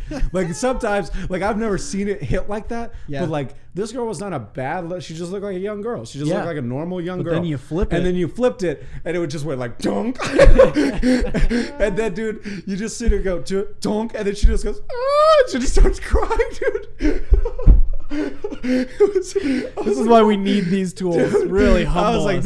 that is amazing. Yeah. That was so hilarious, dude. It was like, I was like, dude, that made me think, I was like, if I ever have a daughter, I don't think I ever want her anywhere close to the internet. It's like, Right. you could accidentally ruin yourself off some fun little trend. Like, Yeah. you don't even know that you're ugly, and it's suddenly like, dong, dong, dong, dong, and you're just like all gangly on the fucking symmetry. It was hilarious, dude. It was amazing. I will say, I think when AI is capable of like even the closest duplication of human patterns, I really don't think they'll be able to make comedy. I think we still People are holding out that about like art and creativity, and it's like Yeah. it kind of makes sense. I hope. I mean, Well, obviously because- that's me patting myself on the back being like, yeah, but they can't take my fucking job. I'm not a grocery store clerk. Well, the grocery store clerks are actually probably going to keep their jobs, because the thing about it is like the whole labor market will change, because like automation can do so many things. It's like people that wear white collars and make under 50 grand a year will not have jobs in 10 years. Yeah. It's like those are the people that should be concerned, and it's hilarious because they're the last ones that are acting like they're concerned. They're like, yeah, Exactly. I got a house, I got a Like, it dog, doesn't I'm matter. tall and skinny. It's like, Yeah. no.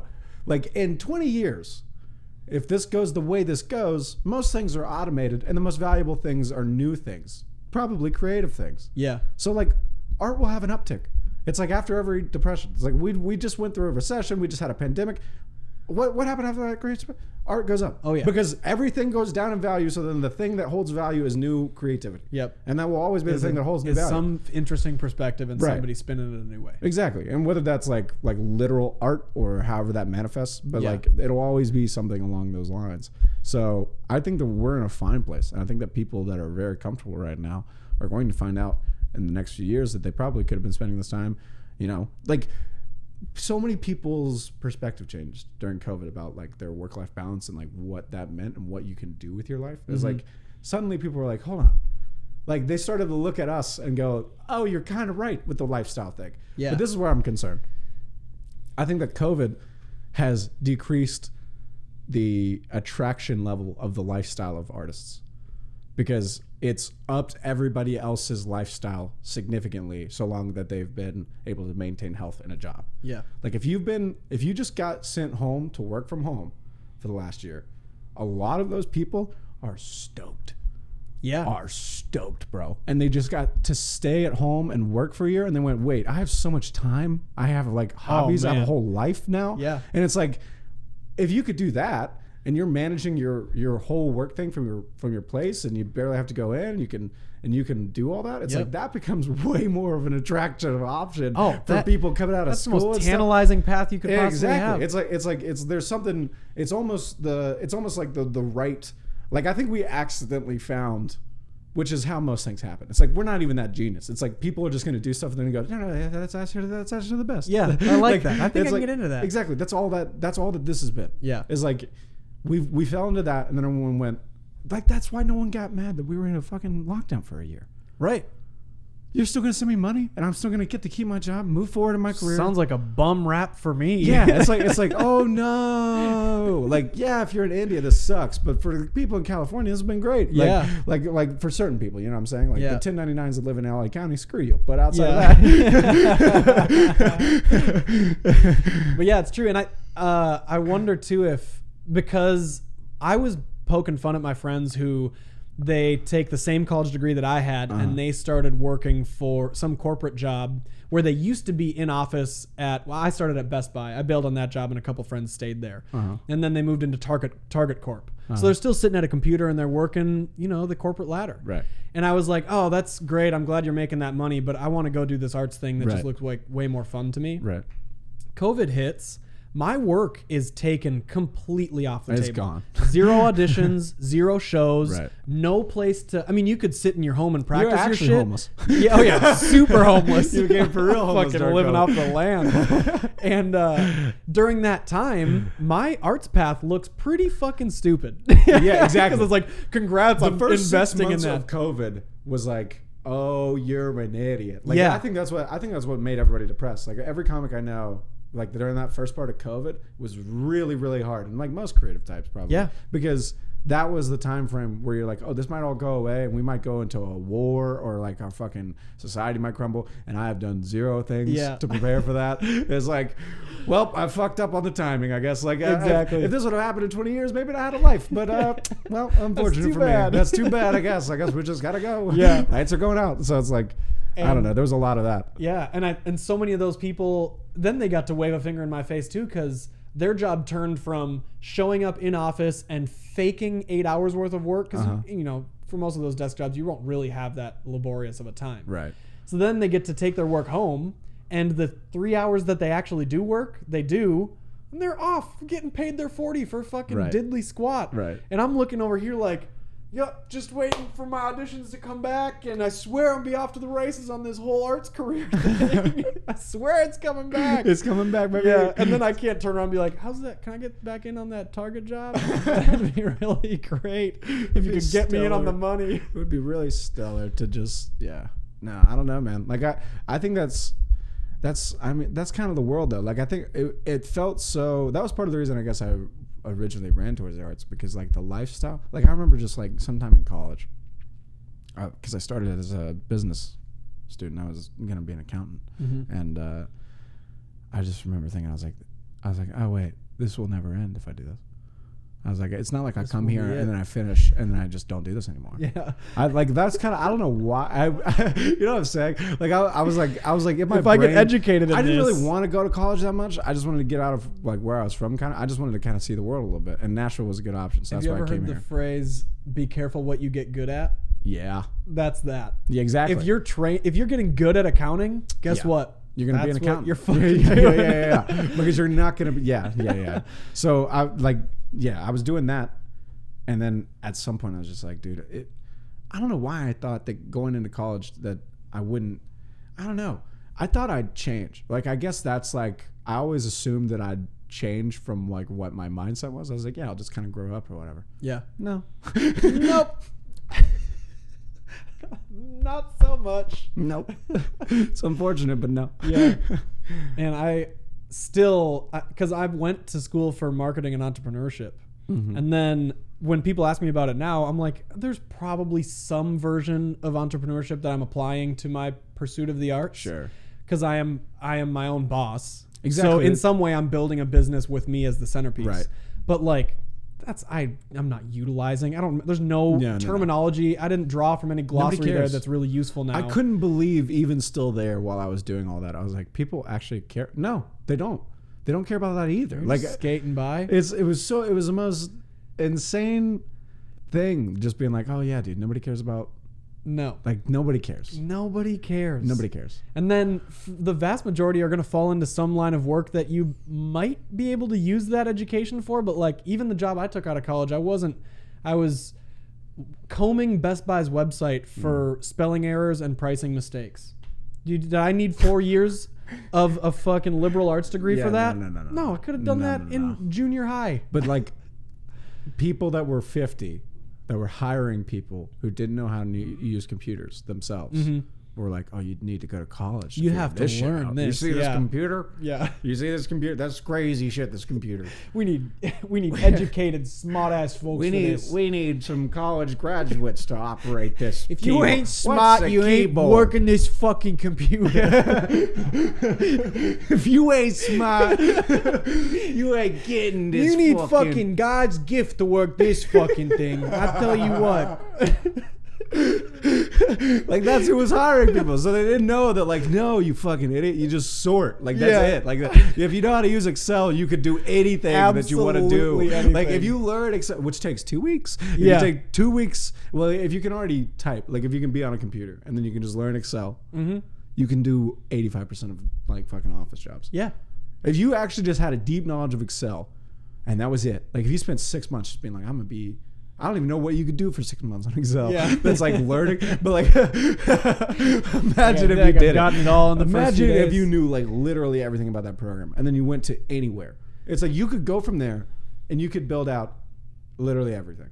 You could figure everything else out. It'd be easy. It would be easy. It would be easy. And that would be the life you'd have. How terrible. I'd hate it. Like, dude, you know what I realized the other day? You know, there's like I think there's like $150 trillion or something that exists like in like the market cap of all dollars, like 100 trillion or something like that. You know how much of that is cash? 5.7 trillion. What? That's it? Everything that these people do, they do it for things on screens to have certain numbers, and that's it. To have all that money, you couldn't even actually hold the money. It's not. Yeah, even, you couldn't take it you out. couldn't touch it. You couldn't find it. It doesn't exist actually. Man. And it's not even based in a value of anything. It's not based on gold. It's based on the positive reinforcement of the United States government, and that's it. I've had this same perspective on sports recently, that we all agree, just by some weird fucking standard, we've had this earth-wide conversation for X amount of years that we agree there's rules to these sports and you adhere to them and you win or lose. Right. It means absolutely nothing. The whole game, the whole sport of it. If you're talking football, we're like, oh, you get a couple points if you kick it through the post and you get a few more if you run it into the end zone. But we're all just like agreeing, these are the points you get, okay? Right. And then they develop a gigantic fandom. You could draw a crowd from anywhere in the world and fill a stadium full of people to watch it and be like, fuck yeah, that's a touchback, baby. But everyone, we're just like, no, it's just fucking fake rules. We all said, hey, can a quick handshake? Is that what this all means? Yeah. And that's the whole thing. Same with money. Yeah. We're like, it means it's worth about this much, right? Yeah. Sure, buddy boy. If it says that on your computer screen, I love it for you. Yeah. No, I mean, like that's the thing is like it's so crazy like that, and I don't know. I guess that we're there with Dogecoin. Yeah, but that's not even true because that actually has a value because it's scarce. Like there's more value in the actual proposition of a thing that exists, but it is a level of scarcity, right, than there is in absolute nothingness or the word of the United States. Like, I don't know who should be less trusted. Like, who should be less trusted? The actual value storage that has no centralization or the United States government? It's alarming how many people are going no centralization. Right. It's alarming. There's very little faith. Even though like we want to go, like half of the world wants to, well, half the country, quarter of the country, let's say, wants to go like more socialist. It's like, but nobody trusts the government either. So what is that? That's the weirdest combination of things. It's like they'll go like fuck the police, but also want socialism. It's like, hello? You'd like to have your cake and eat it as well. A little bit of both. Well, just a little bit. Just a little bit of both. I wish I could have the same diminishing perspective on my student loan debt. That would be great. If I could also pretend that was totally superfluous and not real. I mean, maybe the next couple of years of buying, it's possible. I'm not holding my breath. I don't think nobody also nobody gets how bad it is right now. Yeah. For like a lot of these, like, because at some point this is supposed to transition and be like not so terrible. Yeah. Like this is supposed to be the workforce. So at some point it's going to be, hey, everybody under the age of like if like, I don't know, it would probably take like 5-7 more years, about 2 more elections. So what is that, 2024 and then 2020. So by 2028, there will be something going on, I would imagine. And I wonder if we have this, I'll see this in 2028. Hopefully. Yeah. But in 2028, I imagine that if it hasn't happened already, one side of the party line will run on a huge, I'm going to forgive your student loan. Because think about all the fucking votes you'd gobble up. You'd get everybody. At that point, in about 7-8 years, whenever all these people are really getting into their lives and being like, fuck, this is so annoying that this exists and it didn't help me, then you're going to see something. You just gave yourself a really interesting bit of social media content 8 years from now. You're going to be like, I swear I commented on this. I think I said that somewhere. Who was I talking to? Even if you're wrong, it's going to be exactly. Like, it's going to be close. It'll be like something happens, like kind of, it's like, I almost called it. You're like, I was thinking about it. Foretelling. I hope you're right and that they fucking vanquish. But that just seems very, very likely. Oh, yeah. It feels pretty likely. It almost has to be. I mean, if they want to keep holding the reins on it the way that they're holding it, like, it's either going to have to get way more free and people are going to have to be like, just fucking eat it and deal with it, or, which doesn't feel like what's going to happen, it's probably going to get way more oversight and then people are going to go, to make this oversight okay, we're going to make your debt go away. And that's what's going to make people go, yeah, okay. And if that does come to pass, I will have some carefully worded jokes for the friends of mine who aggressively paid off their school debt. Oh, yeah. Say, you guys fucking kick rocks. Dude, I couldn't believe procrastination any of my friends pays off. were doing that. Same. I was telling my friends while I was still in college, I was like, don't avoid it, bro. They're gonna forgive us in like 8 years. I was like, genuinely. I was like, bro, you don't understand. They're gonna let us just not pay this at some point. I believe this in my core. No, it's not even I believe. It's like I'm so not confident about most things. I'm almost so confident in this. Like I genuinely think that because it'll just become too persistent. It's like the weed thing. Yeah. It's like, is weed going to be federal legal? Everyone goes, yeah, at some point pretty soon, probably. Yeah, it shouldn't be too long. It shouldn't be too long. It's on that same line. It's on the same, it's like right behind the weed thing. It's the same thing, bro. It's like, but it'll get way heavier once like you got these 22-year-olds right now that are leaving college and they get close to 30 and they have to really start doing taxes and they're like, what the fuck? No, like it's insane. Count me the fuck They're out. going to go like, we just paid on this for 5 years and I've done nothing. Yeah. And I'll be paying the same amount for the next 40 years. Yeah. And you go, hey, fuck you. Like, that's what it's going to be. And then they're going to go, hey, we'll elect whoever says fuck you to these numbers. And they're going to go, well, it's going to be me. And we'll go, that guy. That's how it'll go. This will be maybe the sole time in our lives that procrastination at this level pays its dividends. It's how most things get done, really. If I put it off long enough, it'll shake because itself out. You know what it does? Procrastination puts off a problem long enough to make it a big enough problem to care about the fix. Wow.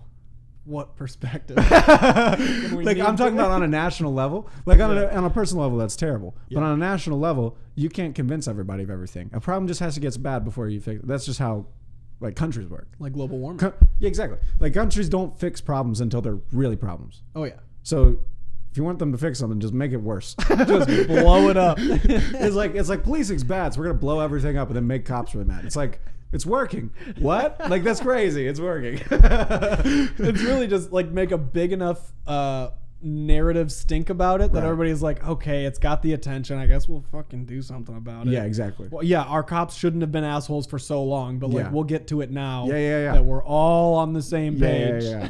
And that's how everything gets done, is whenever people are like, fucking yeah, I'll do it. Okay. Yeah. Like, God, like that's how it'll really get done. Is right then, right when they're annoyed that someone's like, God, will you get this done? It's like, okay, I'll fucking right sure, when they get it fine. done. It's right then. That's when they get it done. So, based in this logic, everybody's procrastinating something. Yeah, of course. And Who's nationally speaking, when was the last time you met a person and you're like, you never procrastinate? Elon Musk is fat. procrastinating the fucking gym. Exactly. He's procrastinating being healthy. Like he's a billionaire. Like the second richest man on the planet. Bill and Melinda were procrastinating divorce. Well, like, Bill was just procrastinating babies. But is that what their divorce is over? No, did you not hear about that? Yeah, I mean, I remember that they were. No, apparently there was like a connection. Apparently there was once she found out about the Epstein connection, she was like, what the fuck? And then like within the year it was over. Damn. They're supposed to be those forever babies. And then she was like, wait, you've been hitting them kitties. And examples like this do remind me though, when was the last time you watched Citizen Kane? Oh. So he A while ago. he is such a titan of his industry. Right. There is no realistic expectation for him to be a fucking icon, a virtue. Right. Because he has too many things going on. He is a gigantic person where he is too large for his body. He is dipped into absolutely every pool there is. Right. So for Bill Gates, or Epstein is obviously a far worse example, when you have this much money, this much pull, that we know you about. span the fucking known world in your reach. Right. You could not that I can co-sign on him being wrapped up in some fucking child ring, but like you have to know enough people where you could be connected to anywhere. I don't know if I could believe that you're all good. You can't be a pillar of virtue there. No, like who? No, it would seem insane. Because I hear mixed reviews about the Clintons. We're battery. All right, I'll give it a sec. Actually, how much time have we done? Okay, give it a sec. Oh, nice clean slate. Oh yeah, did you see that? I was just pulling that up after we got back. Yeah, what do you think of the place? You think it looks alright? Dude, it's super nice. We do okay in here. Just don't go in the kitchen No other roommates? or the laundry room. No, it's us two and a guy over here. His name's Ben. Oh, the guy that I met when I got back to the motorcycle that morning. Oh, Did he probably. tell you that? Yeah. No, he didn't tell me. So I couldn't believe it. It's 5 a.m. and I walked down the driveway to get my bike, and just as I get to the bike, he opens the door for a smoke break. And we both because scared the shit out of each other. He goes, "Oh, who the fuck are you?" And I was like, "Who the fuck are you?" I was like, "I'm just here for my bike. I swear to God, I'm here on good grounds." Dude, that's hilarious. I didn't even know about Oh that. man, he scared me. Oh my Just god. didn't expect anyone to be there. Well, yeah, because you got back off the bus at like I had 5 a red a.m. eye Yeah. Greyhound. Yeah. It was one of the worst bus rides of my life. Oh my god, I couldn't believe you did that. So many. Was that photo shoot worth it? I wish you would have canceled on you. It did. I think it got canceled. It was perfect. You know, now in retrospect, saying that feels dickish, but it is funny. No, it had to be that way. Of course, if I race back, Of course. then it's there. She's the next morning. She was like, "Hey, it looks like it's gonna rain," so I just canceled. I was like, "Jesus, fuck. Yeah, sure." Of course, my story ends that way. That's I tragic. shouldn't have raced back for $100 anyway. I mean, that's fair.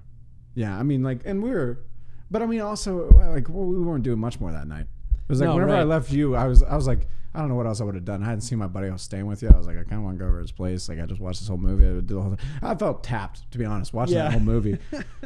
Yeah, I guess I can explain that. So, Aidan, the way that I actually met you was while we were in Atlanta in 2016. And I was working with what is Jared's technical relationship to you? He married my cousin. Yeah. So he Was is my it cousin. cousin-in-law or cousin? I guess he's an in-law. Yeah, I But guess kind of. It's been so many years. Whatever it now. is, yeah, exactly. Like, and you guys are obviously very tight or whatever. And Jared was working on a movie. I was working on it with Jared with a couple other guys. One that I went to college with, a couple other guys my age. And then we shot a short film involved with a movie, and that's where we met you because you came down and ran sound. And now we've known each other for A while, which is funny. fucking 5 years now. Yeah, I guess 26. Oh, it's 2021. It's 5 years. Isn't that crazy? Bonkers. And then we just now in what was it? April. Yeah. April. To see the movie that We saw the movie that we worked on, which is, I mean, that's how these things go, especially with documentaries. I think. Like I remember Jared telling me while we were working on it. I think his soonest thing was like 2.5, 3 years. Like that was like even back then he was like it's gonna be a while. Yep. You got to be in for the slog. Yeah. And then there's but come out good, man. It was a lot of fun to go down there. You know, that's what you remember Jones. Yeah. So that's the what are we just talking about? Charles Manson Ghost. That's who did the Charles Manson Ghost. Yeah. Great singer, by the way. Yeah. Alarmed. I was alarmed how good at singing he was. I was like, what the fuck, dude? This guy's... went for it. And he went for it, and he was nailing everything. Like, he didn't miss a note. Like, I was like, what the hell, dude? You're actually really... Yeah. Like, he did that whole song and nailed it. All that to say. I remember I posted that little thing about being at the Plaza, because that movie theater is in the movie and whatever. Yeah. And apparently his grandfather helped build that theater. What? Yeah. Isn't that nuts? The fuck? I know. That's why, because he responded. I thought that was kind of weird because he knew exactly where I was at. Whenever, because I posted the thing that just said like it had the Plaza or whatever, and then it said Clean Slate on the marquee, and I took a picture of that and posted it, And that's what he said. And well, he said that, and then whenever I saw him in at your place, he goes, "Yeah, the reason I said that was because my grandfather helped build the plaza in Atlanta." How crazy is that? So bizarre, Dude, the world is insanely small. It's teeny. It makes me think that everyone's just like an NPC. Like I think, Yeah. There's no way that these things align without us being in some sort of matrix. You think so, right? Yeah. This is what if there's a simulation, this is the only proof of it I know. You and both of you will probably know guys like this. You know those guys, white guys, probably that wear rounder glasses than, like a little bit more round, is a little smaller than what I got on, and they wear a black beanie that's rolled up on the edges. You know what I'm talking about? Yeah. And it's like that's what they wear 98% of the time. Yep. This is their identity. This is their identity. Those people, those guys are definitely part of the simulation. And if you ask them, here's the key question. If you ask one of these guys, if you go, "Where did you get your hat?" They don't know because it's not in their fucking code. I swear to God, bro. You find one, go, "Hey, where'd you get your hat?" "I don't remember." That's what they'll say. They'll go, "Oh, I don't remember." It's like a dream. Yeah, exactly. It's exactly. It's like they're like, "I don't know. I got the hat." It's like, yeah, it's exactly what it is because they're fucking NPCs. He's probably got a really hot girlfriend that plays music too. That same guy. For sure. She's like scrawny and but tatted. she's fake too. Yeah, I don't know. Maybe. I lost a hat like that a little while ago, and if you had asked me where I got that hat, I would have struggled. I would have said I stole it from my dad, but I don't know where it came from. Right.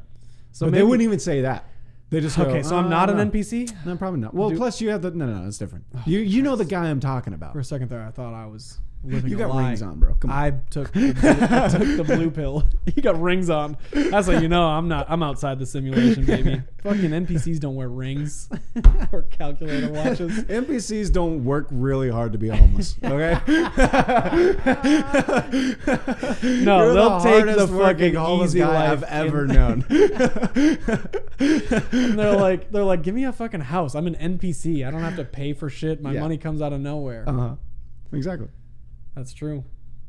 I think that they're kind of out here, these NPCs. What do NPC women look like? This is gonna be rude. we're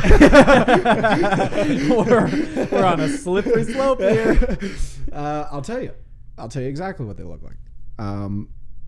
I think it's most of those Hinge and Bumble profiles. There's a lot of that. That's not even them though. Like that's not even actual people. Like that's just paintings of what they think that they look like. That's what Instagram is. That's all that is. Yeah, it's the best illustration. Yeah. No, but I think that the female version is probably, you definitely. I don't know why there's always glasses involved. I'm pretty sure it's because the NPCs, they don't actually have eyes.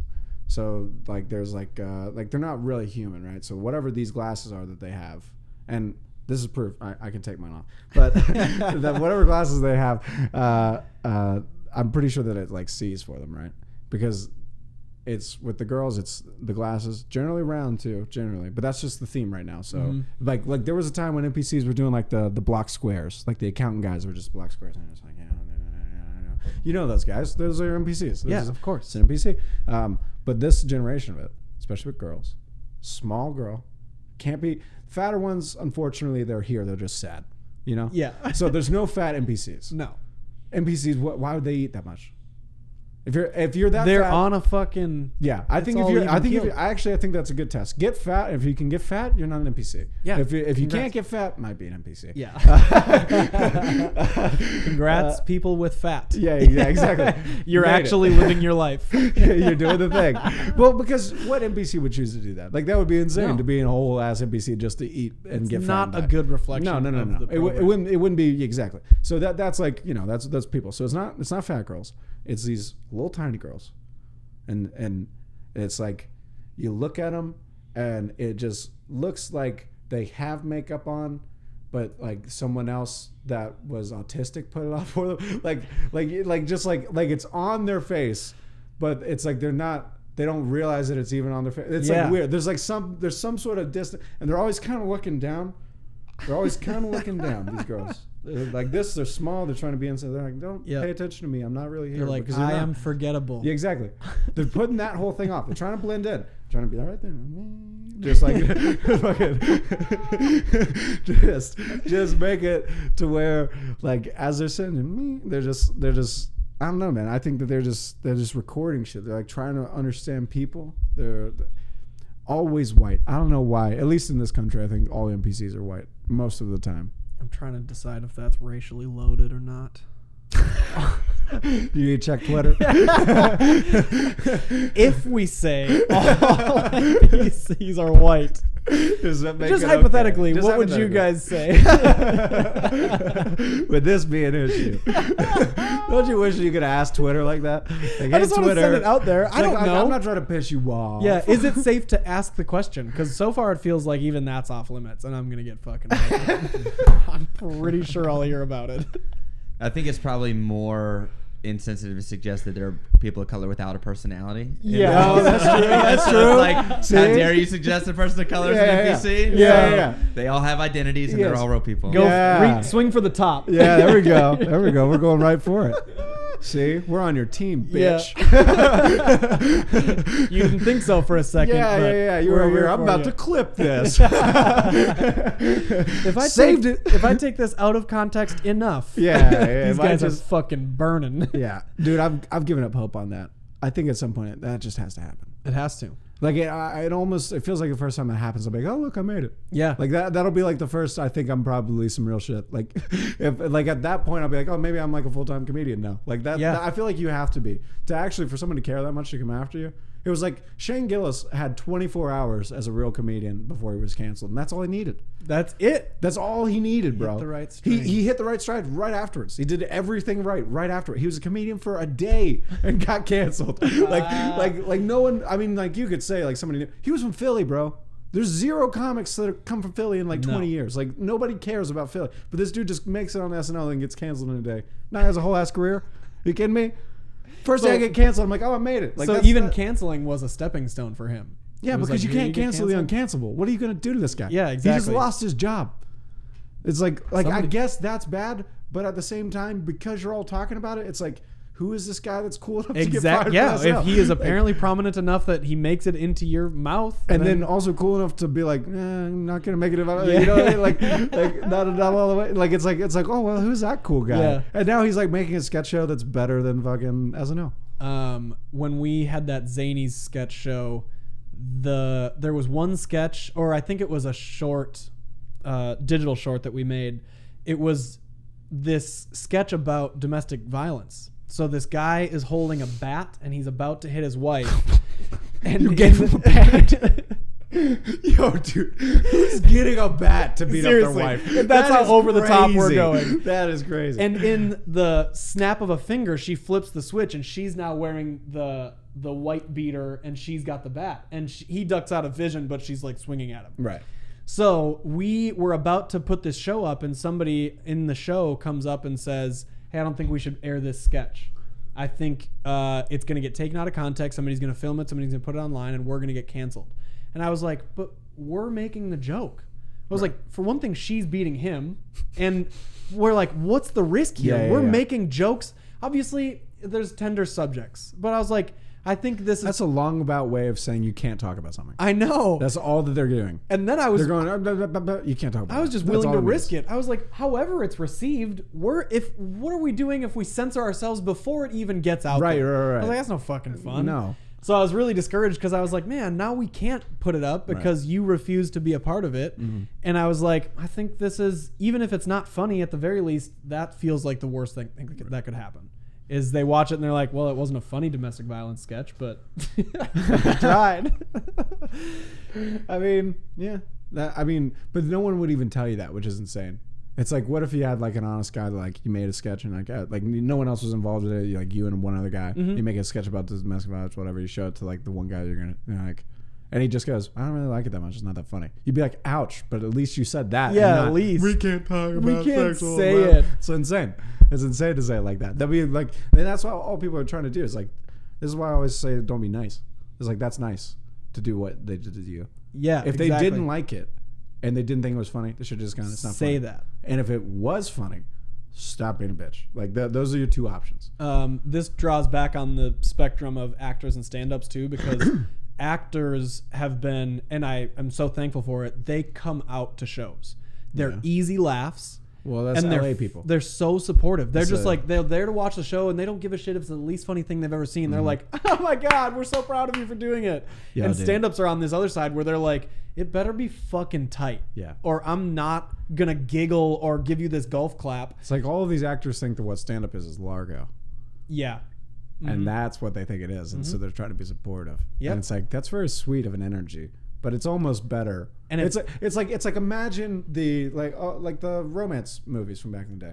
It's like, what girl did you want? The one that just walked up on you and was like, oh Yeah, exactly. Oh, the one that was like kind of like a dick to you at first, Standoffish. and then you had to like win her over, and then you're like, oh wait, she's kind of cool, and it's like there's like a slow build sort of thing, and it's like that's way more intoxicating. It's like And- way more fun. And further than intoxicating, it's really not even remotely helpful to have somebody just as a sycophant be like, oh my God, do you know how funny you are and how good Yeah. that thing was? And we're like, you're not First of helping all, my I set. don't even believe you. I know! Like it's So not. why bother?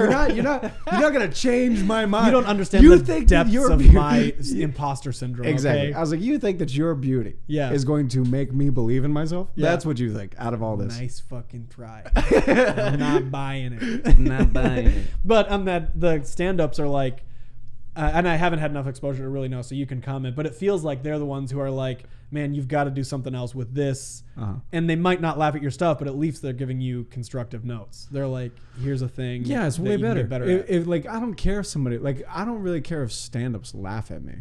That's Right. That's not really And it. that's not It's why like, they're there No, either. and plus, like, I think that sometimes, like, it's really weird whenever you do it and you're around it that much. Like, your sensitivities around it and everything, they just change. Like, Yeah. it's not that I even don't like somebody, but I won't laugh as hard if like I'm in the middle of a thing or if I'm at a show, especially if I have to go up. It's like you're just not gonna be in an audience mode. Yeah, right. Like, I'll laugh so much harder always if I just go to Zany's and go to a show. Exactly. And I'm just like thinking like I'm just watching a show. Like that's two different things. But if I'm at a show or something, and so many people are at shows whenever you have these sorts of conversations, they're not just watching you. They're there to do their thing too. And so, no, I'm not trying to make them laugh. And it's nice whenever people will say something to you, and like, especially if it's helpful. Like,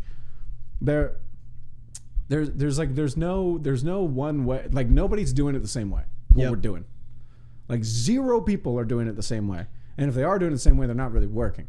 Oh, exactly. You they're know what I just mean? in there. They're just copying somebody else's way of doing a thing, and it's like whatever. But so it's like impossible to not like just go, I'm lost, you're lost, right? And just like kind of console a little bit, and it feels a lot better whenever someone. I mean, there's some things that are helpful and universal, and or especially really, it's not even the things that are universal. It's like the things that are very specific. It's like, oh, like if you would have said this right here instead of this, you could have gotten an extra laugh. Yeah, exactly. It's like that sort of stuff.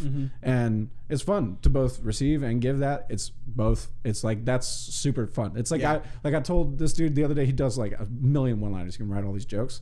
And I was like, hey, if you switch the gender of this word right here, you can get an extra. And he was like, oh yeah. And it's like, that's so fun. Like, that's the last time I can think of doing something like that. And it was like, I wouldn't even want that. I wouldn't want that joke. Like, I wouldn't want to tell it. Like, the way that he does it is like, I couldn't tell it. Yeah. It's 100%. But it's like, if you just did this, it's like, that's so fun that you just even get to do that. Do you find stand-ups to be pretty collaborative? Because we've talked about before how they can, About especially at what? a service level, be a little bit dodgy. And they're like, they kind of want to gatekeep and they like their community one way. So they might not be collaborative in like, Well, everybody's so talking worried about about jokes and workshopping. talking about originality and like not wanting to be stealing or stolen from, or like everybody. Stand-up just feels so independent.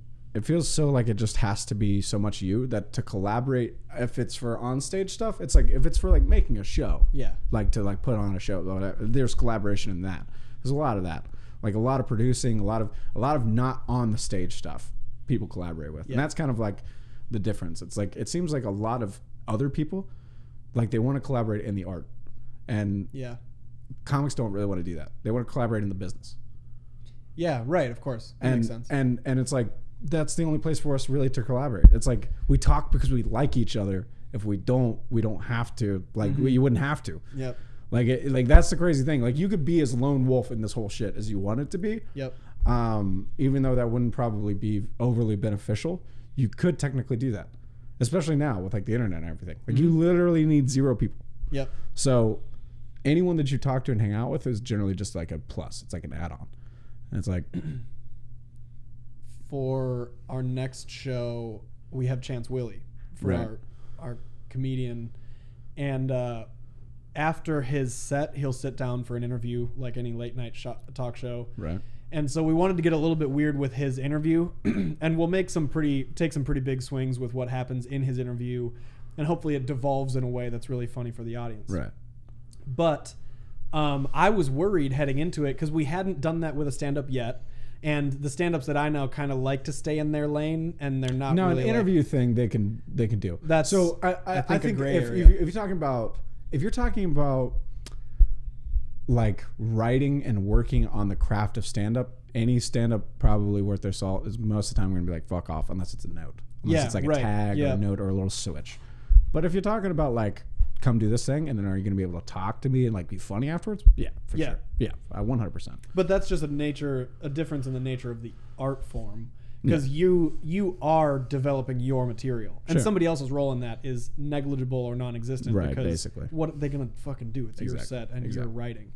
But that's what I was worried about. Is I didn't know when we approached him and like, hey, we want to get weird with this interview portion, and he was all green light. Mm-hmm. He was like, yeah, let's do this. And would this be funny? And how about this? I mean, and, well, and he's like Chance is hilarious in that he might not seem it, but he's got like this weird, funny insanity thing. Like he likes like abstract shit. Yeah. And he's he down totally for a jumped lot in. of stuff. Like he's I don't know. Like that makes perfect sense to me. I guess there would probably be someone. I'm trying to think of somebody. Like maybe no, not even John. I was gonna say like John because he's just like he likes his jokes and doesn't like he might not want to. But like even if you interviewed him, he'd be fine. Yeah. Like I can't think of somebody that would be like so into their jokes that they wouldn't want to do an interview afterwards in front of the audience, especially if it goes well. Yeah, now, if right. you bomb, then you have to get an interview. Like yeah, exactly. That's so true. So like, when we run I've just out been of assuming that everybody's doing good, but now I'm thinking about that. I'm like, well, what if you were to bomb? Like, Yeah. Like not to say that any of these people would, because I know that Chance and Aaron wouldn't, and but like somebody, if you got the right person up there and they bombed and then you interviewed them, it would be a bad time. Yeah, right. And that's because, so if we keep doing this thing where we have a stand-up and we had Brad Sativa for the first Right. one, Aaron, now Chance. So we're obviously working to keep a pretty decent level of stand-up. We don't want to roll the dice. Well, yeah, and plus that's easy with like just getting one or two at a time sort of thing. Just like, Exactly. There's enough for that for sure. And so presumably one day we'll get to some less desirable stand-ups who have a stand a greater risk of bombing. Right. And then if they do 10 minutes like our other stand-ups have done, they do their 10 and then they also have to sit on stage and face that same audience for a series of interviews, Right. questions, and like, hey, pitch your next project. Right. And then the audience is like, we don't care. Yeah. We didn't even laugh at this set. Why would we care what project? That would you got? be crazy. That would be pretty nuts. So like I guess that I don't know. Like so do you do the interview first? Because I feel like in the late night stuff, don't they normally they'll interview and then they go and they end it with a stand up, right? No, because I feel like they'll bring them out through the curtain. They'll be like, and welcome our next stand-up, blah, blah, blah. They come out through the curtain, do their set, and then walk over and join the interview. Oh, okay. But since we don't have that big of a stage, they're just coming up on stage, doing their interview. We walk off, so they have the whole place to themselves. And after their last joke, we just come back on stage. Everybody give a hand for Aaron Weber. Right. And then we sit down, and he grabs a spot on the bench, and we just talk about this and that. So that flows, right? Yeah. Yeah. And then it's been pretty easy so far, but one of our gags in the show is to have those cue cards that say applaud, laugh, boo, and then one of them says ah. So when Aaron is talking about I think he was talking about getting married. So that was right before the weekend of his wedding. So he's on the show and he's like, yeah, I'm actually getting married next weekend. And I grab the sign that says boo and I just hold it up and he's looking the other way. So it goes, and everyone goes, boo. That's actually pretty funny. Aaron was so confused. He's like, why the fuck is everyone? And he looks over and sees the sign. He goes, oh, fuck you guys. But it's really fun to try to manipulate the audience that way because they get to laugh at the fact that they're being told how to feel. Yeah. But it also spices up the show in that like we get to force emotions one way or the other, which has been a really fun gag. Yeah. And that's something we stole from the Larry Sanders Show. Oh, okay. So we were just trying to do something that's like, how do we keep, undermining what they expect to see out of late night talk show? Right. And Charles Manson is one of them. Yeah. Cue Cards is one of them. And yeah, but it's just constantly trying to reinvent that wheel. So if you could have like whatever the thing that you'd make it, like what would you just be Jimmy Fallon? Is that like what like something esque to like being the late night? Would you want to do that? Like, no, because we really like the equilibrium of nowhere near as absurdist or bizarro as Eric Andre, but Sure. a developed narrative like Gary Shandling. Okay. So his is like still it looks and behaves the way late night talk shows do. And other than the fact that he's toying with narrative because he's not really a late night and they're not showing it, it's just this narrative show. And then we wanted weird characters to come on because we can't book fucking Drew Barrymore. Right. We're not bringing on an actual celebrity, so we're just Sure. making people up. We're like, Right. great. Well, this fucking week we've got the ghost of Charles Manson, and the one before that, I don't want to spoil the next show, but another great guest for the upcoming one. And the one before that was mumblecore rapper Draco Mouthful. So, like, if we can keep doing things that like that just kind of sideswipes the audience, that's our whole fucking goal. Yeah. And yeah, who as far as who we idolize that we want to become something like, it's whatever bastard love child exists between Eric all Andre those and things. Gary Okay, cool. Shandling. Okay. So it's just that. And it's Because been like you were fun. framing late night, and I guess like whenever I think late night, I think like the traditionals, like Yeah. Conan and the Tonight Show and whatever Kimmel, I guess, kind of. Yeah. And we did a couple game shows like like like the minute money minute. What is it called? The we minute did challenges. the first show we did in memoriam, and we had fake celebrity deaths, and we were asking where people would land in heaven or hell, and it ends with like fucking Abraham Lincoln in purgatory. So then the most recent one, we did a spelling bee hosted by an Italian woman, and she's like, spell ragu alla bolognese. That's fun. And the contestant is like, get fucked. I can't fucking spell Italian. So it's just things like that. It's like we do a little bit of game showy stuff that's Right. not unlike Fallon. Dude, see, that's but the we're fun thing. trying to just like make This it is the stupid. one thing that I love about improv people, even though I hate it about them as well. Oh, yeah. But I hate about stand-up people is that you can't have like that silly of a thing happen in stand-up now. No, yeah. Everybody's still so exists in its- toned into like, Yep. that's fine. I like it. But I wish that there was like some dynamics? Dynamacy? How do you say that word? Dynamo. I wish there was some dynamo. There was some. Dude, I love how we're just talking like guys from the 1950s. Today. Yeah, This sometimes is- it makes it like we're fucking papering. We're like, hey, come on, hey. Hey, come on, come to Boston. Seinfeld's in here. Seinfeld, come on, come get Seinfeld. I know you want some Seinfeld. Yeah, and what's funny is in the stand-up world, things like some of our gags that we pull in the show become alt comedy when it's really not that Exactly. alternate. Right. There's nothing about it that exists outside of the realm of comedy except that you really see a certain world for stand-up, and then there's this other sketch world and improv world where it's like we're trying to blur those lines. And the sketch world and the stand-up world have laid over top of each other way more in the past than the improv and stand-up world. Yep. And I guess people talk about those a lot, but it just seems like a personality difference thing. Yeah. It's like at its base, it just seems like some people that just wouldn't get along even if they didn't do these two things. Like if I could not imagine like most stand-ups that I know, especially dudes, hanging out with some of these improv guys. Oh, Are you serious? oil and water. Oil and water is a great way to say it. There's just, and that's why you see, and some people say it's not really a thing, but there is to some degree this little schism where somebody feels like they're having their toes stepped on. Dude, I know that that's always improv because I've never heard a stand-up be like, I think that these improv guys are stepping on my toes. Exactly. Like that would and never that's what's happen. so goofy That's about insane. it. And they're in totally different worlds. And somebody feels like they're in the service of true comedy or some bullshit like that. There's a little bit of that too, But it's on our like- side as well. Yeah. But what I think is so funny is like we're talking now. We want to fucking make people laugh. At the end of the day, if we can get a couple laughs out of people, dope. It's like dude. that's the whole thing with Jones. Like I saw Jones do that thing and sing like that, and I was like, yeah, bro. That was great. Like That's what we want. That's good. But like I know that some people would probably look at that and be like, it's like Yeah. It's like, Exactly. I bet you wish you could tell jokes. Like, Yeah, like some shit like that. Like exactly. that's like the energy, you know? Like I know that there would be a Bet you handful wish of you guys could that I tell know jokes. that if they saw that, they'd be like, I bet you wish you could tell jokes, huh? Yep. Like, I bet you wish you didn't have to put on makeup before every set. Yeah. It's like, I mean, kinda. There's something to that, but Yeah. yeah. That's what's so fun about we get to kind of force this world together. And we have had fun. We could be a much more naturalist, like be a host, but just bring up a revolving door of comedians. And we would then we could say we're this like, we're just doing comedy. We're trying to bring you guys the best hand-picked selection of stand-ups in Nashville. Right.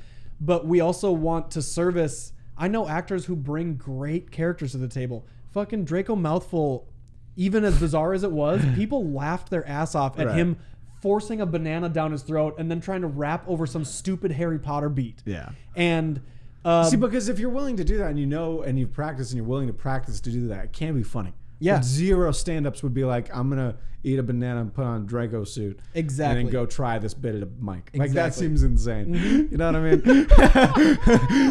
like imagine just that. exactly. It's just different. Yeah, and it's fun to just mix that fucking cocktail together and be like, the audience gets the fun of a show that passes through a bunch of different tones, and then the performers get to be like, I don't know what I was a part of, but the audience liked it and we all have a nice little time. Right.